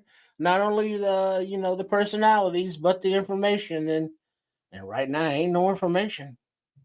Wait, hold on. 4 minutes ago, Tom Pelissero reports that the Patriots have signed wide receiver Brendan Rice, son of Hall of Famer Jerry Rice. The Patriots and Vrabel and Drake Mann over there, they're a winning team. Aren't they fighting for the lead in their division and such? They out there. They got a chance. So I don't know what Brendan Rice can do for them, but they see something in them. They probably want to find somebody else, and they couldn't do it, so that's their next best move. Oh, fall back. Yep. Because Brendan, he was USC, looking good. He's got the DNA and the lineage, but obviously, I guess he's not a right out the box, polished, ready to go guy as he's now traded. But does he have the possibilities, do you think, in this game to be a dog, to be a good wide receiver? Just ain't speedy, but he's in the league and learning to be a polished NFL receiver, and that comes with route running, just all kinds of little different nuances, man, and just knowing route trees. So whatever he's going to be, he's a couple years away from it. They don't come right out ready made all the time. Well, yeah, we've seen that. But while we got a few minutes before we get out of here, because nothing across the wire has happened. Have you seen on social, or maybe not, Matt, because you've been protesting, but on social media, it looks like Rome Odunze's daddy's been tripping. Talking about Man, Rome needs more catches or targets. It's tell like, what's Rome, going on? tell Rome to catch what hits him in the hands and in the arms. Uh-oh. And it's not like he hasn't had balls that has hit him in his hands. So That part. okay, Pops, it's all good, but let's back up. It's not like he hasn't been targeted, Dad. Well, first of all, what you doing following Romo Doomsday Daddy, man? No, No, it's not. I'm not. I'm talking about you. Everybody's over social media.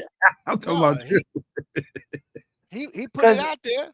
Yeah, and everybody's responding After to the him game, like at stop that. tripping. I'm just bullshit, man. Because it's like everybody jumped on him at the same time. It's like, bruh, look at the stats. Numbers wise, Rome is getting a lot of damn targets. League wise, just on the Bears, but league wise, getting a lot of targets. How many So drops have he had? Well, hold on. We don't want. Well, Rome has had some drops. True that. But right through the wicket, right in the hands. Yes, behind you, but you got to put your hands on it. You want to be a If number it one. hits you in the hands, you're supposed to catch it. That's what you do. That's what you do. But granted, there is that. But I don't understand where his pops is coming from, because it's not like like Rome has been a Jade Walker and not getting any reps whatsoever. Rome is like damn near number one target.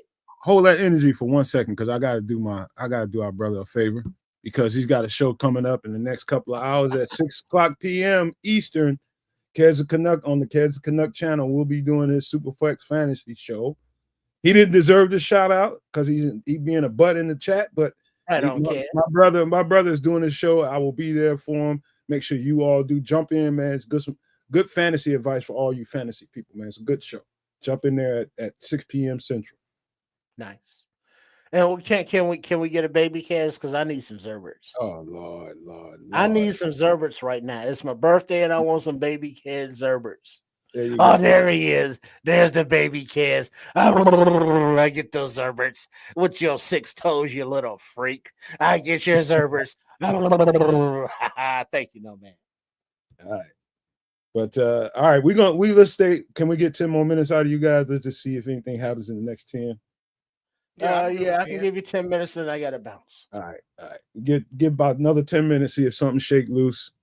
Then we're gonna get on up out of here. Make sure you guys jump in this SOB tomorrow at 8 p.m. Central for a hell of a show that a lot of people don't know about but should know about, man, because that is some great content. It's a variety of subjects we talk about that includes the Bears, of course, but the things that we talk about, it's stretching out, man. Sometimes we do it pretty peaceful, and sometimes we got to slap each other time to time. But, it's a great show. It makes for good content, man. You guys will enjoy that show. You need to be a subscriber if you want to participate in that show. So hit the subscribe button and come on in and be a part of the community. Now, Cornelius Squalls, big up fellow old man, or he's older though, so yeah. But his comment, Bears fans seem to forget that Joe Flacco of the Bengals, quarterback, will put up those kind of numbers against anybody because of his veteran presence with the receivers he has, with T. Higgins, Jamar Chase and them, and the Bengals have. So I don't think that's more comforting, because it's the truth. Yeah, but can we not get pressure on him? Can we not disturb his groove and his vision and his opportunity to make those plays? Let me help you out here, Trips. One of the things that you notice, y'all hate when I say all 22, but I gotta say it. On all 22, you'll notice that he was getting that ball out of his hands pretty quick. That's gonna hurry up and negate your pass rush. It's gonna make you play. Well, how do you? Let me ask you this though: how, if you're Dennis Allen, how do you counteract? That the ball is out in under 2 seconds. Defense. You might think about playing some zone coverages, and then you hurry up and stop thinking about that, because he'll pick apart a zone because he's a veteran quarterback. So you're in a catch-22. You're in a pickle. Yeah. And Flacco gets the ball out on average between 2.3, 2.5 seconds. That's quick. That's very quick. Say that one more time. 2.3 to 2.5 seconds. That's not enough time to get your pass rush home a lot. You can get there sometimes, depending on, like that last, what was it? That interception that he threw The only reason that happened is because coverage happened on the backside, and he had to kind of pump fake, and then that allowed the coverage to get home and take that ball away. It was, Dennis Allen is doing a job. Depending on what quarterback is, the formula might have to be different from week to week. No question about it. Like a running quarterback, that formula is going to kind of be the same, depending on what that running quarterback does or likes to do. Which side does he like to kind of spill out from? What's more comfortable when he's on a run? Does he throw to the right side better on the run? Does he throw better to the left side when he's on the run? That kind of pass rush detail needs to be known. But when you got a quarterback like Joe Flacco, who's a pocket quarterback and is going to stand still, that means, especially if, like Bishop said, if he's one of those guys that gets that ball out of his hand in less than 3 seconds, you got to rush that guy a certain way. So the game in its total is something that you have to consider. When you're not seeing the kind of results you're looking for, that doesn't mean it's because we don't have the players or we had a bad plan. It's just because you had to play that guy a certain way. Mm-hmm. All right, we got a couple more minutes left. Let me go on and refresh that page there. Right. Oh, while you're refreshing, I haven't seen anything, but while we're talking NFL, Nomad Bishop, No Maniacs. First thoughts on the Jaden Daniels injury? Shouldn't have been in the game. Shouldn't have been in the game at all. Yeah, I actually was watching that game, man, and I didn't understand why he was still in the game myself. But I will big ups to Dan Quinn for owning that and saying that he blew it on that himself as the coach. So luckily, they're having a couple more opinions done, but we're hoping that hopefully there's no ligament damage or anything to where it's just a dislocation, which means that he'll be out weeks instead of the remainder of the season. Yeah. Well, not to be an a-hole, but even if there was ligament damage, it's not on his throwing arm. Granted, he's a human being, and we want to, see him, be a person and a human being, but this is football. And like game-wise, his throwing arm is fine. So let him address that, and he should be okay, I think. I think he learned a lesson, though. He won't ever put his arm out to try to, break his fall again. He'll just let his body relax his body and just roll with it, man. I understand him wanting to kind of protect himself and break his fall, but unfortunately, you got somebody 200 plus pounds falling on top of you. He's probably subject to happening. Yeah, he's probably going to be he's probably going to wear a brace for the remainder of his career, because I don't care, whatever, you dislocate something like that, yeah, it's not going to be the same. And I'm just glad it ain't a throwing arm, just because I root for all players to be healthy and be able to, have a good career. Hey, I'm a fan of people and football players. So no, I'm with you on that. Yeah, that's why I want to put the caveat in, because nowadays we got to do that. But I'm not, trying to discount it, but it's not his throwing arm, so that's a good thing. But we're seeing guys, as we mentioned, Joe Walt, Dio, but injuries are just part of the game, and it's just crazy nowadays not nowadays, but it's happened. But I guess nowadays with social media or being more in tune to what's going on with players individually within the NFL, it's like, man, how physical it is. And it's like, shout out to all of the players out there, man. You know what I mean? Because y'all putting it all on the line to, play this sport. And we want to see the hard hits. We want to see the tough play. We want to see that gladiator mentality. But on the human side, it has its repercussions. So a shout out to everybody who, who now is in rehab or, can no longer play or whatever. All right, man. I'll tell you what. Go ahead, Bishop. Really quick. Somebody just put a quick clip on on Twitter. If we want to know who JTS is, just go back to when the Bears played the Cleveland Browns. No, I'm sorry, not the Browns. But when they played the Buccaneers last year, he beat up on Braxton Jones pretty bad. Now, I mean, not saying that means a lot, y'all, because I know how y'all feel about Braxton Jones, but I'm just saying. So y'all want to see who he is? You'll find some tape on him, or highlights of him beating up on Braxton Jones. Shout out to Brian Gilmore, just popped in here. He says Sauce is not worth 2 firsts, and Quentin Williams was definitely not worth what the Cowboys gave. I had to agree with that, man. I had to agree with that. That was high. That was high. That shit better work out. That's all I can tell you, Brian. That shit better work out. Yeah, because now I know it's not an all-in type situation, but with them paying what they've paid instead of just going with what's in the draft, is that a sign of Jerry Jones? Like, look, I ain't gonna be here that much longer. I ain't got that much time for draft picks to be developing. Let's do what we got to do right now. Hey, all right, man. I'll tell you what, we're gonna call this one. This has been a good one, Bishop. Yeah, because ain't no more damn Bears trades. What the hell? I got to tell you, first of all, happy birthday to both of you boys. Number one, I love y'all boys, man, and give you good energy, man. Moving forward, I wish you prosperity, both of you guys. But I just want to say, man, we have got to get you involved more. I want you involved more. We want you involved more. And so the more opportunities we get to get you on here, man, get some of that tea you got, man. I love how y'all was helping me through this show, keeping track of what was going on, man. That was very helpful because it's very hard to run your mouth and be on point with what you're saying and try to make sure you keep up with everything happening at the same time, produce the show.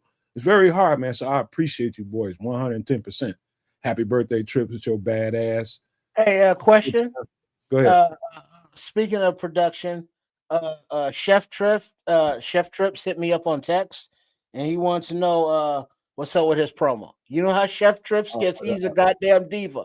So please help your boy Trips out because Chef Trips be on my ass.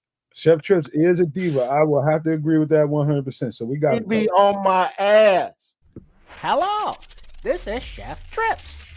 Please join us on the last Wednesday of every month on the Nomad Network for the show Some Extra Sauce for my live cooking segment, MFer in the Kitchen, where we make inexpensive but tasty foods that will be beautiful. And I look forward to seeing you there. Thanks, Nomad. You did me a solid right there because now Chef Trips can STFU. Yeah, tell Chef Trips to sit his ass down. We got him covered. Woo! It is happy ass, but I definitely appreciate every last one of you, almost 600 people in the chat the entire time, man. I appreciate every last one of you guys. You came to the right place, man. We got great Bears content over here. And what's good about it, more than anything else, is how dot-ass accurate we are with calling this stuff. Every person you see on here, everybody, great football knowledge, man. Great football knowledge. And so that's one thing you can be sure of when you come to this channel. You're going to get very well represented football takes from reputable sources. That's why it's good, man. Come to this channel. If you're new here, come on back more and more often. You'll see what I'm saying yourself. And so thank you all, man. Let's give some pleasantries before we get out of here, Triple R. Well, first of all, as the pleasantry guy that he is. Wait, hold on, time out. Did we know that the Saints have traded former first-round tackle guard Trevor Penning to the Chargers? We knew that, right? Yeah, that crown roll on your ass, because that was literally on the screen before I put it down. Okay, all right, cool. So where we were, Ked's a Canuck, big up, as he usually gives the pleasantries. Shout out to everybody in the chat right now. I'm not going through all your names because I can't see that, even though I got my glasses on. Oh, man, yeah, all of y'all. But appreciate the love as well. Nomad Network at Ked's a Canuck, at Sports to Chicago Style. Big up to the over 500 people watching right now. Whichever network you are on, make sure you are subscribed to them all. Also, a shout out to the Bishop for joining us live with his input and his knowledge. And look at him. He's wearing glasses too. How come he don't get no shit? Ain't that messed up? So, yeah, a big up to all y'all. And we'll see you tomorrow night on Extra Sauce when Kez will be back in the house with Nomad and the birthday boy. It's my birthday. Triple R. Get your ass hydrated by the time we get to the show, man, because you're going to need it. Our word is like shit dinner tonight, hydration, but I ain't done polluting my body as of yet. If it I were, know it. I could tell, man. You rolling. You rolling, though. LFG baby. Hey. Until your good gets better. I'm sorry. Hold on. Hold on. Good, better, best. You know what I'm saying? That Ben Johnson thing going on. That's what we all have to have because this team right now is going in the right direction. So yeah, I'm feeling it because it's my birthday. You know what I'm saying? But as far as the team wise, bear down, claws up, LFG. Before you close, Bishop, this is something I wanted to throw on your mind because kids brought up and Scrolls is bringing up Max Crosby. I just wonder what it took to get Quentin Williams and Sauce Garner, what the Raiders might have been asking for Max Crosby. Probably a first, man. Well, more than one. Shit. They was Probably, asking too much, I guess. Yeah, that's why he's well, still there. me personally, I think that was more of his agent throwing that stuff out there than it was anything else because they just extended him. So why would they move away from him, man? I get it. They're not having the greatest season, but you don't let a talent like that out the door, man. You just don't. I don't care what your record looking like. If that's the case, then hell, Cleveland could have tried to move Miles, and they didn't. So I'm there's pretty certain sure guys, man. There's certain guys, man, and I'm pretty sure they got some. I'm pretty sure they got some calls for Miles Garrett too. But again, Man, come on, man. I mean, while you certain bullshit, guys you Miles just don't didn't let them go. go. Trey Hendrickson didn't get moved. You know, a lot of No, the names that we expected to move didn't get moved. I didn't expect either one of them to be moved. Honestly, I mean, I heard you hear rumblings, but I didn't expect either one of them. They both just got extended, man. They're not right. I going But mean nowhere. not that Hendrickson. not only that is Hendrickson's a free agent. no, he's got a 1-year contract. But the heft that it's gonna take, the heft is real. What you're gonna have to Yeah, give up man. to get him. Number one, number two is the salary cap implications once he gets here. And so the heft is real, bro. I know So, everybody wanted to see the big name, but you got to understand why that doesn't happen. Sometimes the heft is too heavy. so my description of this trade deadline is true. Anticlimactic. I would say otherwise, man. I like what we did. I like what we did from the information I got so far. If that's all we did, I'm good with it. But the big names Wait, ain't. hold on, time. Hold on, Nomad. Hold on, Bishop. What happened, man? Courtney Cronin, as of 11 minutes ago, Bears moves. Announced trade for defensive end Joe Tryon Shriyenka, JTS, and a 2026 seventh in exchange for a 2026 six. Defensive end Deo Odengbo to IR. Practice squad offensive lineman Ricky Stromberg to IR. Offensive lineman Kyle Hergel signed to the practice squad. Okay, so I'm gonna have to go do some homework on it because I'm not sure who that offensive lineman is. I wonder if if Stromberg is going to IR, that means that guy's probably coming in to play center or guard. He's an interior offensive lineman, more than likely. Swing guy. Well, Yeah. we'll discuss that tomorrow night on some extra sauce. I'll find it out. We'll make sure we have all the details for you all tomorrow night, man. Don't forget to come join that show. It's a great show to come and watch if you like Bears content, but then you like to stretch your mind a little bit and get into some other stuff because we do a lot of that. We all the Bears fan addicts and we talk about Bears all the time, but it's fun to stretch out your boundaries a little bit and get into some other conversation. Per supporter request, we have some requested content up for you all tomorrow night. I think Scrolls you can be particularly responsible for that, but some other people as well, man. But yes, so we got a great show for you all tomorrow. But don't forget, my brother over there at the Kids Canuck channel is doing his show in a couple hours at 6 p.m. Central. If you like fantasy and you want to support what we do over here, go support him over there on the Kids Canuck channel, man. So we'll be doing some good fantasy football content over there in just a few. I got to get me something to eat because I sacrificed a day and didn't eat nothing, trying to make sure that we had the right content set up for you all today. And yeah, so I need to get me something to eat, man, because the brother is starving. We just did 3-some hours, almost 3 hours worth of content. So I appreciate you all. Send everybody good love and good vibe, but I want to leave you with these famous words. If you can think it and you can see it, there's no reason in the world why you cannot absolutely manifest it. Do not, and I repeat, do not be a prisoner of your own mind. But with that being said, we are